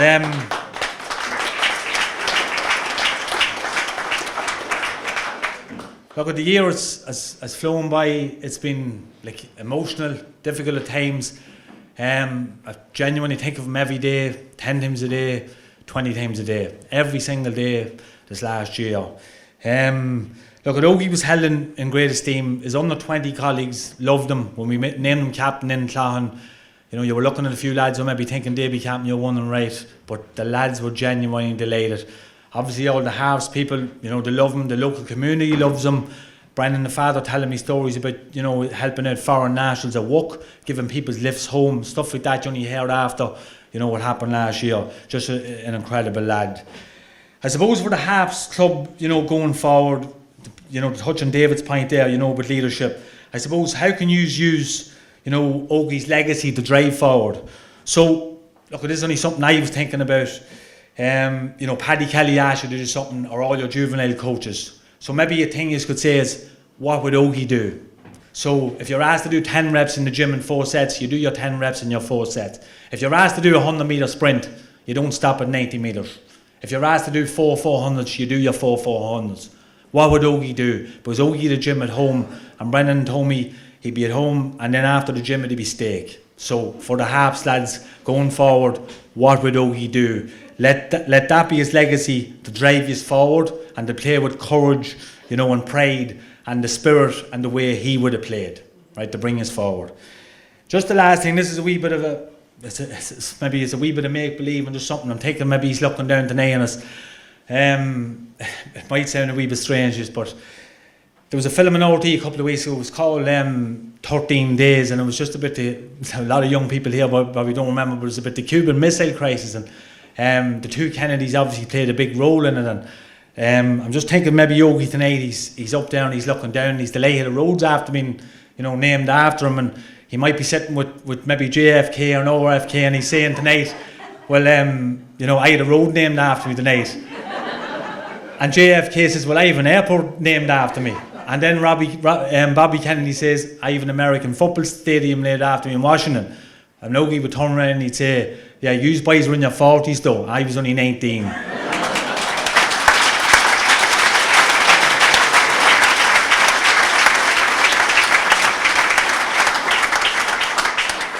Just to finish off, look, it's some legacy in achieving a 19 of a road named after you, and just like the emotion last year on that weddings and the funeral, like the air was cracked with emotion, and look, he was an outstanding man, an outstanding person, a great chap.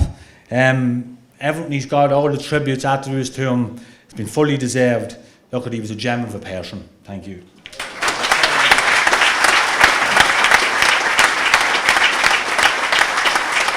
For my good Andy, I think he summed it up very well, a gem of a person. And with gems of people. They come from great, great families. So I'd like to ask Brendan O'Duffy, Aaron Stott, to concúpla focail rá ar son an Chiley.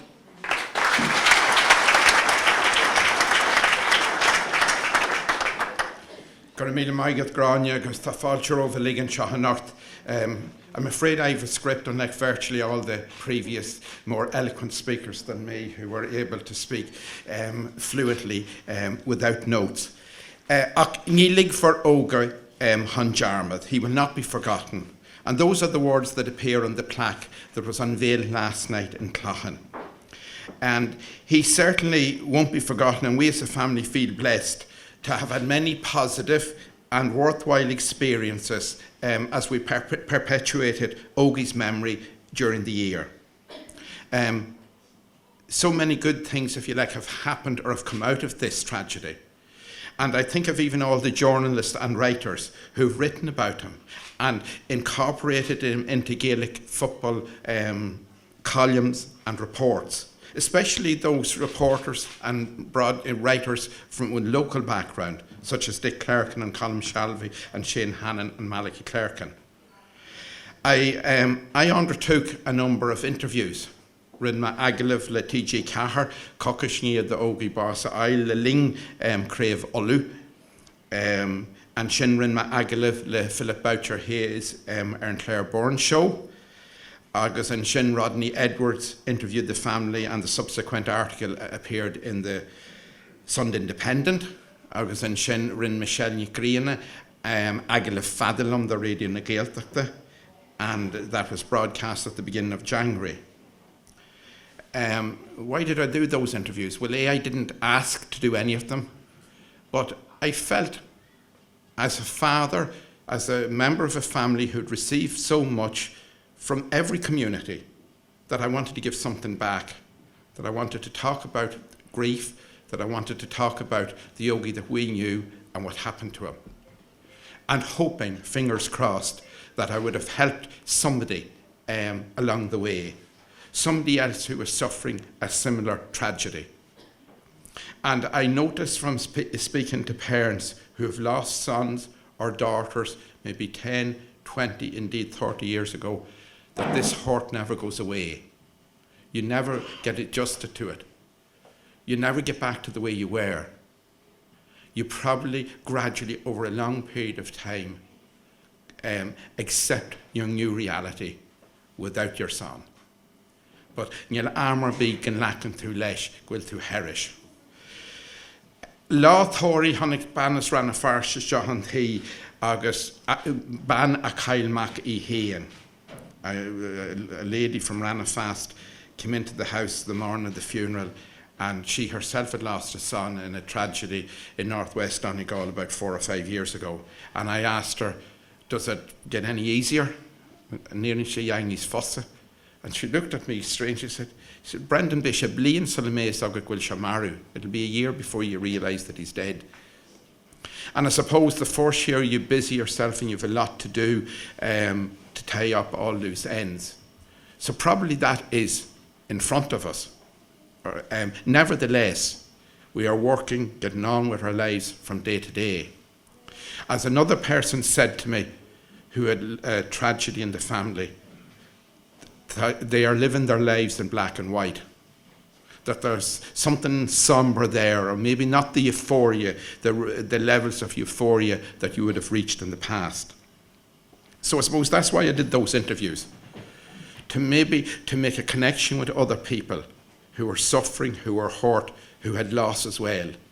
And that maybe some sentence or something I said might help those people.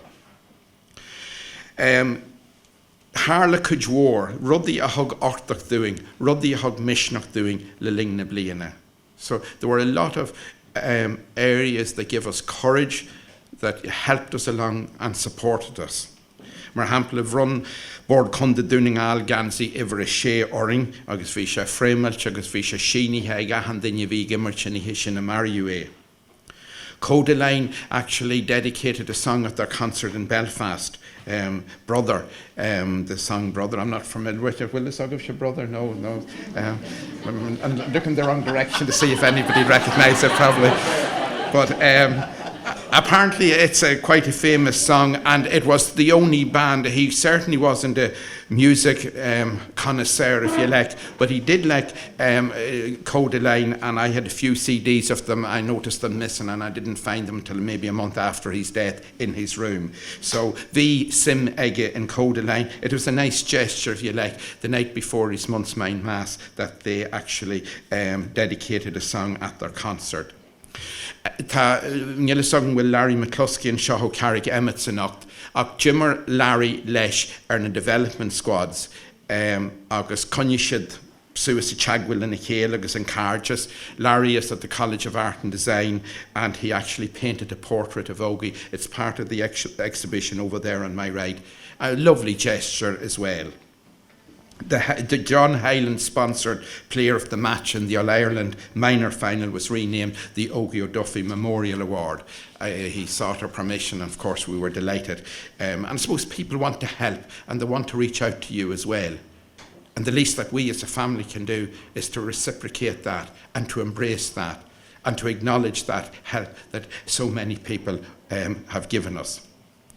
Agus ar nó hi rinne clár sin seo Ganzi special that I given you Ógie. And Rose and Nicola and Jimmy put a lot of work into this, and Ado as well. Some of you might be confused tonight when you heard the name Ógie. There were two Ógies, Ógie McInnesby, the captain as well, of course. And the upper war acu leis an Ganzi seo, le hardy hail, na toshini, na sizes hail gart veg play low nails. It wasn't easy to come up with this jersey. I was going to describe it, but I don't think it's necessary because every second person in the room is wearing it. And I'm delighted to see it. Tasha gallant the shina eka, na Ganzi.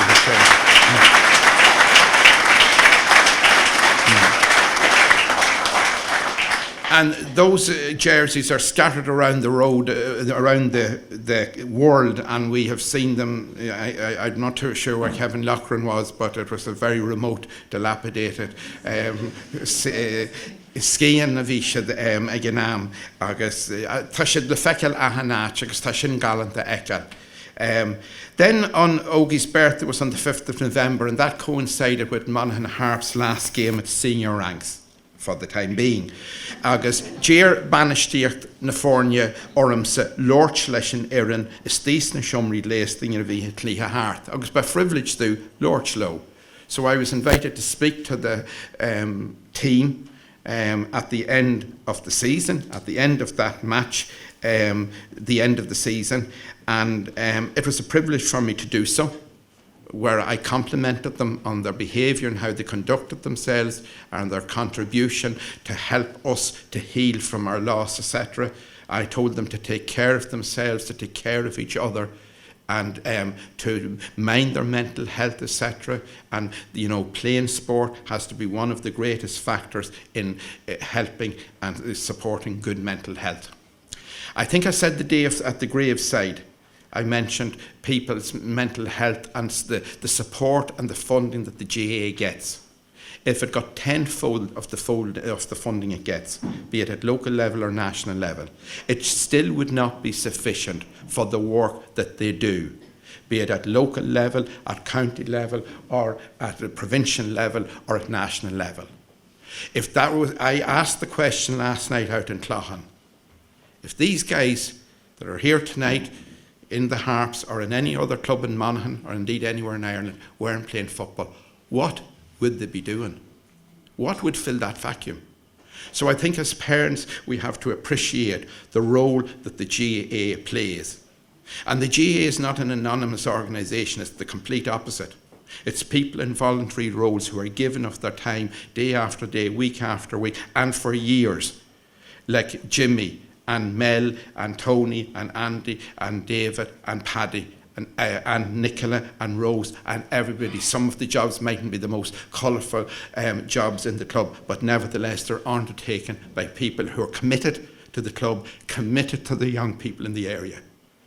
It's an outstanding organisation. There's no similar or comparable organisation that caters for so many people. And irrespective of whether you're junior Bs or reserves or you're winning an All-Ireland final at senior level, it's amazing the outcomes, the positive outcomes for so many people.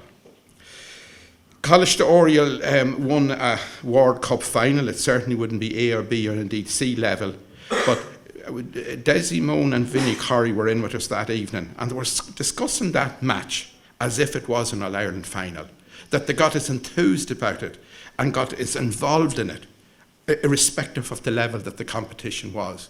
And I thought that was fascinating. I think Seamus was referring to maybe DNA from Corduff that Kevin might have. I suppose Ógie had some DNA from Lara and from Donaghmyle. Yeah, we have, and also, of course, from Cromartin. The day of the intermediate final, I looked around, or I was looking at the programme, and 12 of the fathers of the Cromartin team were in school with me in Aniala. And, I don't think devilment or rascality would describe our reputation out there at the time, but nevertheless, yes, it wasn't original for any of you to say, I wonder where did Ógie get his football, Coercia Cujpel. Certainly Esther's dad would have played more hurling than football down in Lara in County Tipperary. My father played football and actually had finished playing, I know Declan is here with us, but he had finished playing football before the Cromartin Club was founded. Was that 32 or 33, Declan? Or Eileen might be able to help me on that. Cowell Eileen. About 30 or 32, my father finished playing football in 1928, and his neighbour James Carl was poached by the new Cromartin Club with the promise of a pair of football boots. Because they didn't even have football boots at the time, the galluses and trousers, etc. So my father's journey in football had come to an end before that. But while Gujeric fáilte chuirh Con O'Callaghan, tá luair ghfuil Con abal de bheith linganacht. Is rud mór the club ghfuil duine co humrate co cailuil co cumasach sin a bheith ling. Ní raibh lá lofa jadóna siúi hart, ach sílam ghfuil ar muochas tilse ag balla clia leis an irid pleasure a chuirse ar fáil doing harna blianta. Na tashpanti is far pella. So I just want to compliment Con and his colleagues on the Dublin team for the joy and the pleasure they have given to us for so many years. So bid your bulabus the Con of this.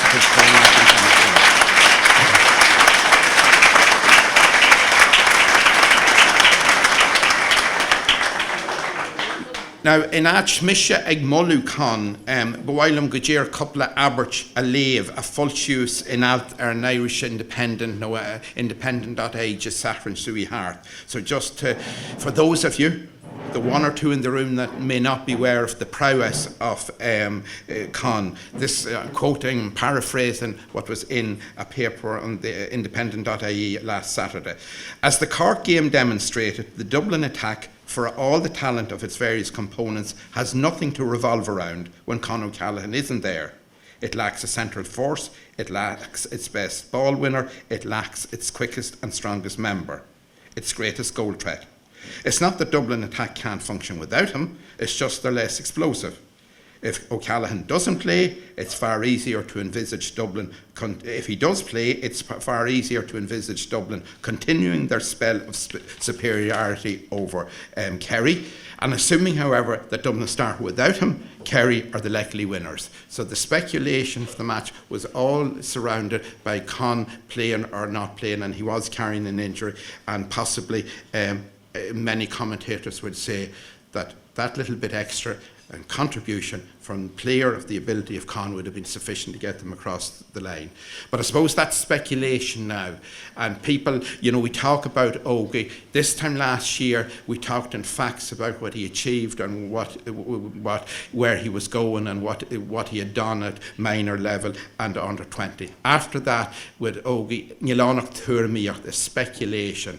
And I suppose we will romanticise for a number of years to come as to what he might have achieved. But Ógie, for his 19 years, had an idyllic lifestyle to the moment of his death, with fishing and hunting and hens, friends and social life and family, and primarily Gaelic football, primarily here in the Harps Club. He was as happy as the day is long. Hence Esther's comment on hearing of his death. Isn't it wonderful, the 19 beautiful years that we had with our son? Of course, we'd have liked to have him 3 or 4 times 19 years, but that wasn't God's plan. In wake houses and funerals, since the funeral last year, I tend to say less, and I tend to give less advice, because grief and dealing with death are very personal, and they're not the same for any two people. My grief isn't your grief isn't my grief. People deal with tragedies in very different ways, and will be on different stages of the journey. And that is true for Esther, Claire, Anya and myself. But while I'm away as a cornwall the grindini agus cúdíling le bliana nuas, a hug and cúdí doing Lanston Araig, I thank the Ulster Council, I thank Monaghan County Board and Monaghan Harps for all their kindness, their generosity and their support and encouragement in many forms over the year. We appreciated that support throughout the year, but more and more we recognise the importance of that support and its relevance to help us meander through these first baby steps of grief. Gaun buhis le ma cuid córsani fasta, ma cuid cólacha hi galiste Órie, Joe Gallagher ag Spanishti at the Gaelscoil Ultan, Muncher ran a farster agus Muncher Glaninne, a kai commission le blian nuas, but while ahans fasta horsta na Hibri agus an Wanishti and we in Kingspan. So I thank my colleagues in College to Oriel and our next door neighbours, Gaelscoil Ultan, for all their support and help throughout the year. I'd like to mention Kingspan as well for their fitting ceremony and tribute to him, planting a tree, unveiling a plaque, their regular visits to the house, and also the tour of the factory floor and showing us exactly where Ógie worked. As a family, we particularly would like to acknowledge the Harps here at this local level for what they've done during the year. Jimmy, Rose, Nicola, Paddy, Joe, Sean McKenna, and the other officers and all the team members. Neil and Nicola, we don't have Nicola tonight. No. And will Nicola and Shaw? Yeah. Okay, well, I suppose, I think particularly of Nicola tonight, and our condolences to Nicola and to Colm and Laura and Margie on the death of their beloved dad and husband less than a fortnight ago. Charlie Shalvey, again, was a staunch football man who followed the Harps all his life and indeed followed Monaghan when it wasn't that popular or cool to do so, when few supporters were travelling to see their games. An effective, efficient, you couldn't get a more effective and efficient Rooney or secretary for the club. Kinse tá argrí ag brisú, ní bhíon muid I wad ó bheith ag siúlú jór in Amerbee, dachrí bás Ógie ar síl, agus dachrí se Virginia Margini istóthe. And I suppose that grieving and the act of grieving is the final act of loving. I've come to the conclusion, as I think I said earlier, that we'll never really get over this tragedy, but that over a long period of time that we come to accept or embrace a new normality. So many people visited our home during the wake and have met us since who have suffered similar tragedies. We have no monopoly on grief. I know there are people in this room hurting as I speak. The number of people who have suffered tragedies is incredible. And there's a few people I would just like to mention. They're referenced in the book as well. And families that were bereaved during the year. I think of Adam McCormick from 3 Mile House and Finan Callan from Broomfield, 2 young men who died both in tragic circumstances shortly after Ógie's death. Swinchim Foster a Red Og Murphy, Imror Conde a Sligach, agus Katie Morn Imror Camogiach the Scaliev, agus Aisling Murphy and Muncher agus a Kjoltar, Truer atá ar Thuil ar Tlína Fíorne agus Éad Imlath na Óige, 3 that left this world in their youth in difficult circumstances. Tá Truer eile bhaid na malú. I'm delighted to see my next door neighbour Declan with us tonight. Declan lost his wife just a couple of months ago, Mary Nelson, for she boss couple of me O'Henvy and Clon Eki ar Ógie, agus bhí she brisce near a first boss. And we were broken-hearted when Mary left us very suddenly as well. And we had a great bond with Ógie, and Mary's son mentioned Ógie in the eulogy in the church, and I just wanted to say that, Declan, you're so part of our lives, and we're delighted you're next door to us, and we'll be there for each other. Fosta Luam and Tahar Pat McHugh, Ear Haggart is the in Mucknow in Castleblaney. He wrote a lovely letter to me on the occasion of Ógie's death. A big football man as well, and he'd been following Ógie's progress from under 10s, I think. And the final person I would mention is Eva Burns, and Callin Og Shin, a fur boss, he dimpist Fermi Mahra Clown, and a great tragedy for her family as well. I cite those people because their relations and family units are all hurting and suffering tonight.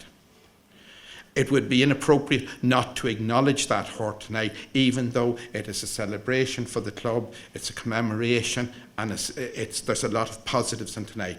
But I think to get the balance right, it's necessary to say those few words.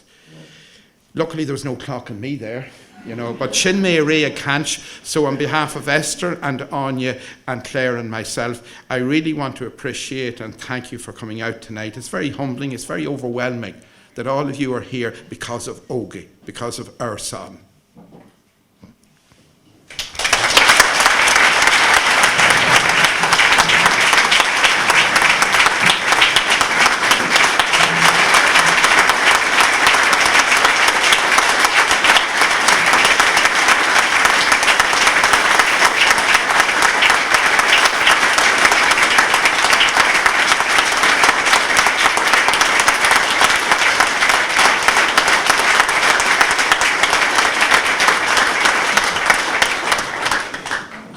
Aige Brendan, Garmaige Esther, Shin.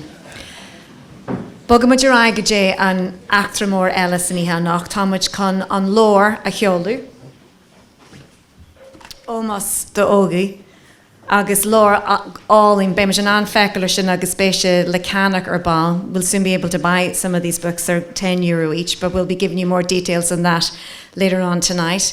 But as mentioned, we're delighted for our special guest to be here this evening, Con O'Callaghan. And for anybody in the room who doesn't actually know who he is, and actually someone didn't, I was speaking to earlier on, but he's very famous, as we know, from the Dublin trilogy. But just to give you a little bit of what he's won, and I know he's sitting there, maybe not embarrassed, but very humbled by all the lovely things being said about him, but very well deserved. But he is one of the most decorated men in GAA, playing with that very special Dublin side that we have all been privileged. I was smiling, Riley. I'm sure Banty wasn't saying privileged on the sideline watching Con O'Callaghan, that Dublin team play. But we have been privileged. They've been an exceptional team and they haven't gone anywhere yet. But he has won 5 All-Ireland medals. He's also an accomplished hurler as well, winning All-Ireland medals with his club Coola. 3 National League medals, 1 All-Ireland Under-20 medal, and 5 All-Stars as well as provincial medals at different grades in both codes. So very fought over as a hurler. Their Dublin hurlers are looking for him as well, but he's a very accomplished, as I said, both football and hurler, and we're delighted that he's here today to launch on Lower Shaw Almost the Ógie. So Agini Usha, Corky Falcha War Martian, the Con O'Callaghan.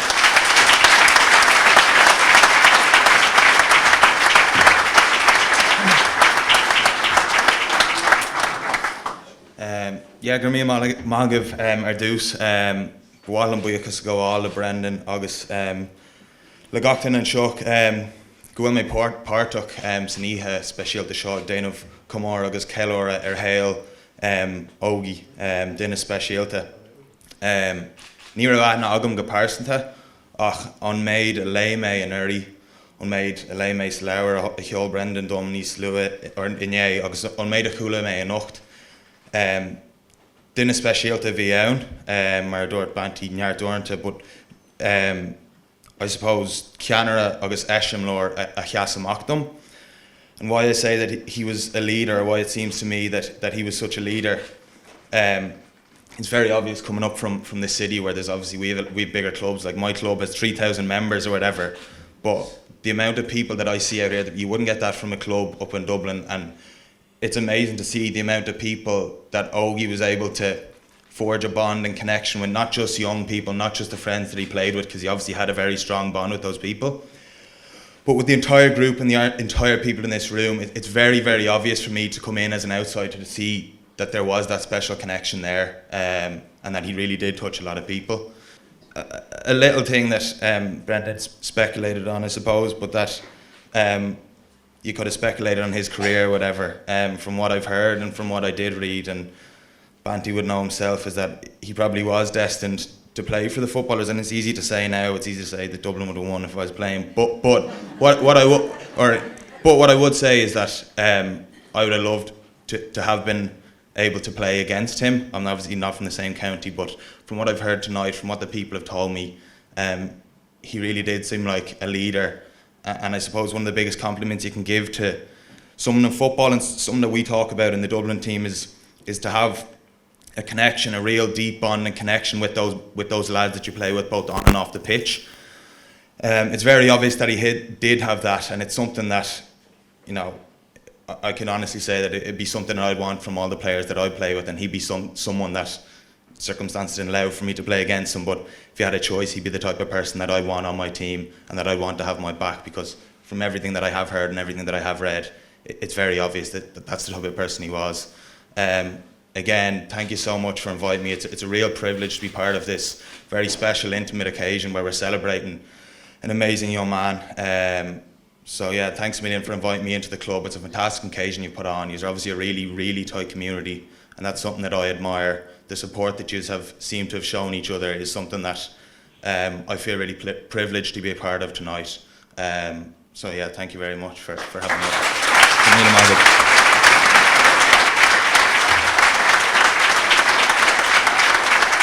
Maithí Khan. Gur míle maith Khan sin. So Thomas chun bronnú an lór anis, so just irim Esther just beidir chapter in státe, just chun cúpla bronnú í anamh ar lór, a rinch banistóirí, riarthaí ifigí agus peladóirí. So we'd like to just present some of this gorgeous book, Almost to Ógie. Just a few people, former managers, administrators and footballers. So if I could just ask Con back on the stage just to accept one of the books from Esther, and maybe Rory and the lads and Pather want to get some photographs here too. Esther, let us get you just to move out here, please, just to get some photos. And when I move the podium, I'll move the podium.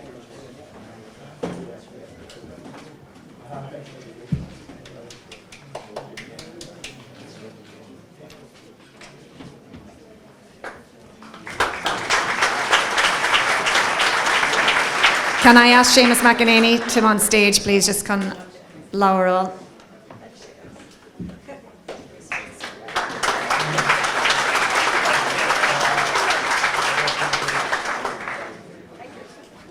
David Mahagla the Hall.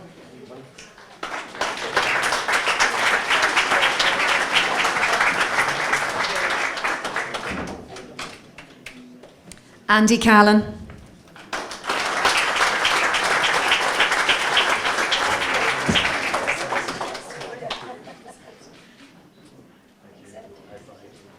Tony Graham, a bhí mar Walden ar an banisteach faoi seachtaigh agus a rís fi fithe.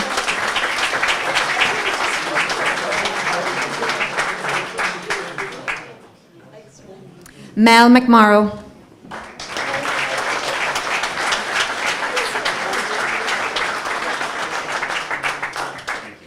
Paddy Kelly.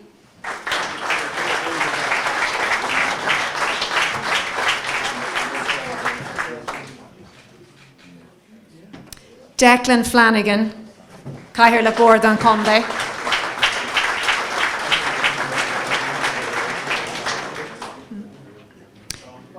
Okay, Paul O'Connor, Ifiguk Forbaha.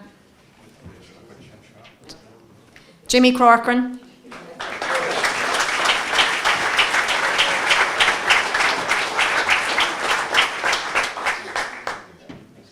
Nicola Shalvey, Rooney. Fócam an a Cláirse go bhfuil Nicola seo.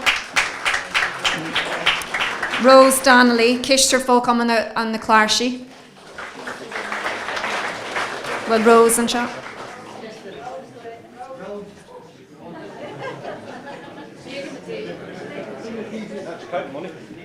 we'll get.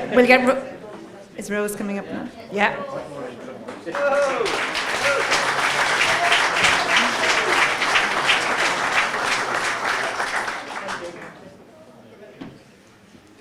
Joe O'Gallagher, príomhaid Gael Scoil Alton.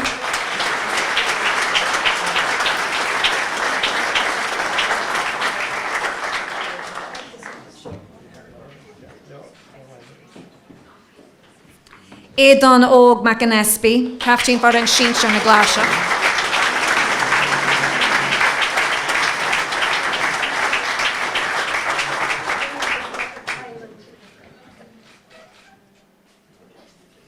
Ronan Grimes.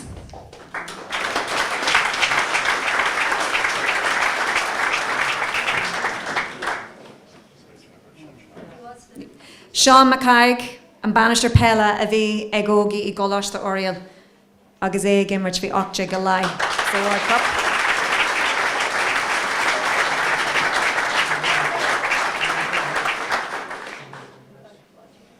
Kieran McLaughlin uachtar an Corlia Aldu agus fáilte rót fáilte rih Kieran an acht. Gur mai good Esther. You took an unsee she's in it, you can go back sitting down now. Mine van.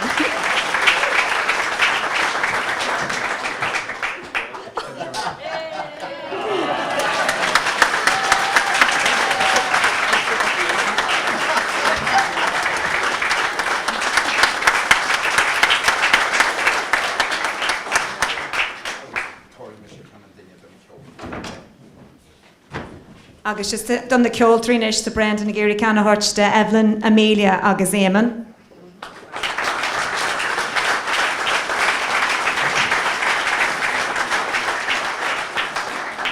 So Tamaj Chakaji Jerun the Hihan an art, but just Bawailen Padger an Imror Pella Ara anish agus a netly hul Padron Imror Pella in Merla, Maraleshi ag Lagenberle in Ardaglish Vicarton, ag Toravogi Corvette Blaine no hin. So Annette Nihuel, for those that don't know her, Annette is the deputy principal here in Coláiste Oriel, who knew Ógie very, very well through basketball, athletics and football. So she's going to read the footballer's prayer for us, and then we'll ask principal of Gael Scoil Alton, Joe Gallagher, Kunchak Suzer and Stacha agus é Leo Inélige Dunya. Joe or Deuce.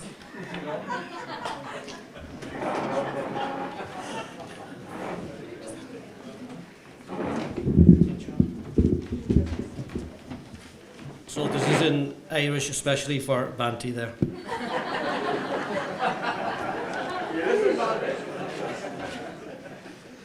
Nish.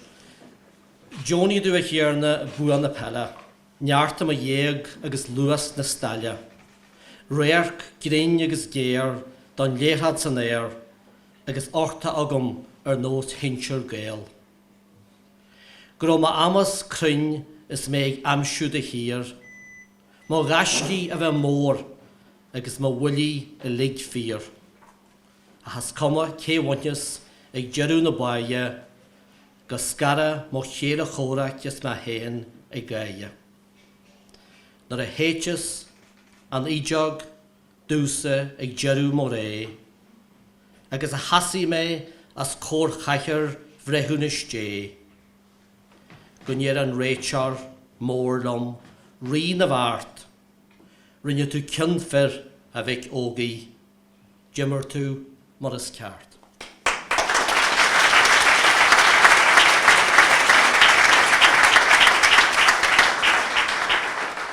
The footballer's prayer.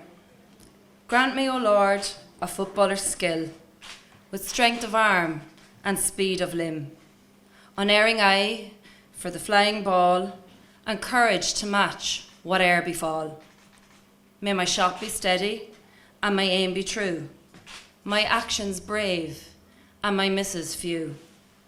And no matter what way the game may go, may I part in friendship with every foe. When the final whistle for me has blown, and I stand at last before God's judgment throne, may the great referee, when he calls my name, say, you played like a man, you played the game. Tá adóg dhearnach héta ach le héad de cléthe.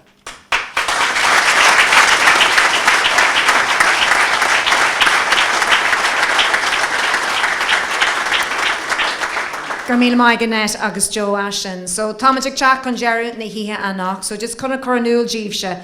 Ma dhéis an seo, tá go leor ólas agus níthe péile a bhain le Ógie agus ag imirt péil leis na cláirsaí an seo agus na Monaghan. So there's lots of football memorabilia belonging and that Ógie was involved with to my right hand side here. So if you want to have a look at that, you're more than welcome to do so. There's also the book as well, as I mentioned. It's a gorgeous book, it's €10 and Brendan's Aaron Stotcha here going to be signing copies for that if anybody would like to come on stage and get a copy and get it signed by Brendan. There's also going to be tea and refreshments. That's a Teach Suas or ball, and just a huge meal of buchas the Joe Gallagher agus Gail Scolalton, Shanacha for Ógie a kid Bunscaliachta, agus a shit in the torch Oriach Dunia Nacht, done and tea agus coffee agus na solashti, so meal of buchas the Gail Scolalton ashen. So we started the night with some music, we're going to end the night with some music, and as I said, it's a celebration, it's a memories, we've heard lots of great stories, so I'm sure everybody here is looking forward to sharing as many stories as they can. So I'd like you to give a very warm welcome then as we come to the end of the night. We're going to invite Sinead Nicionas, Aaron Igil, Aaron Stach, agus Caramore, the Critch Clare and Shaw, Sean McCaig, Aaron Banjo, agus Dermot McConas, Unveil. So Tushi con virtual anna na aku. Ar nói a bhí ar Brendan agus tá sé contractor an stáis and beidir Éamon Amelia and Evelyn want to stay and play some tunes as well. So they're going to finish us off for the night, and then I think we have the Ceoltarí Óg as Monaghan ag teachtar an stáis chun ceol a hench dúine fásta. So enjoy your night. It's been a privilege myself, Gráinne McIlwain, to be here this evening. I'm delighted to have been your banantí. A huge thanks to Esther and Brendan for asking me to be here. And I hope you all have a lovely evening. Stay safe agus bunigid soltas in here. Song the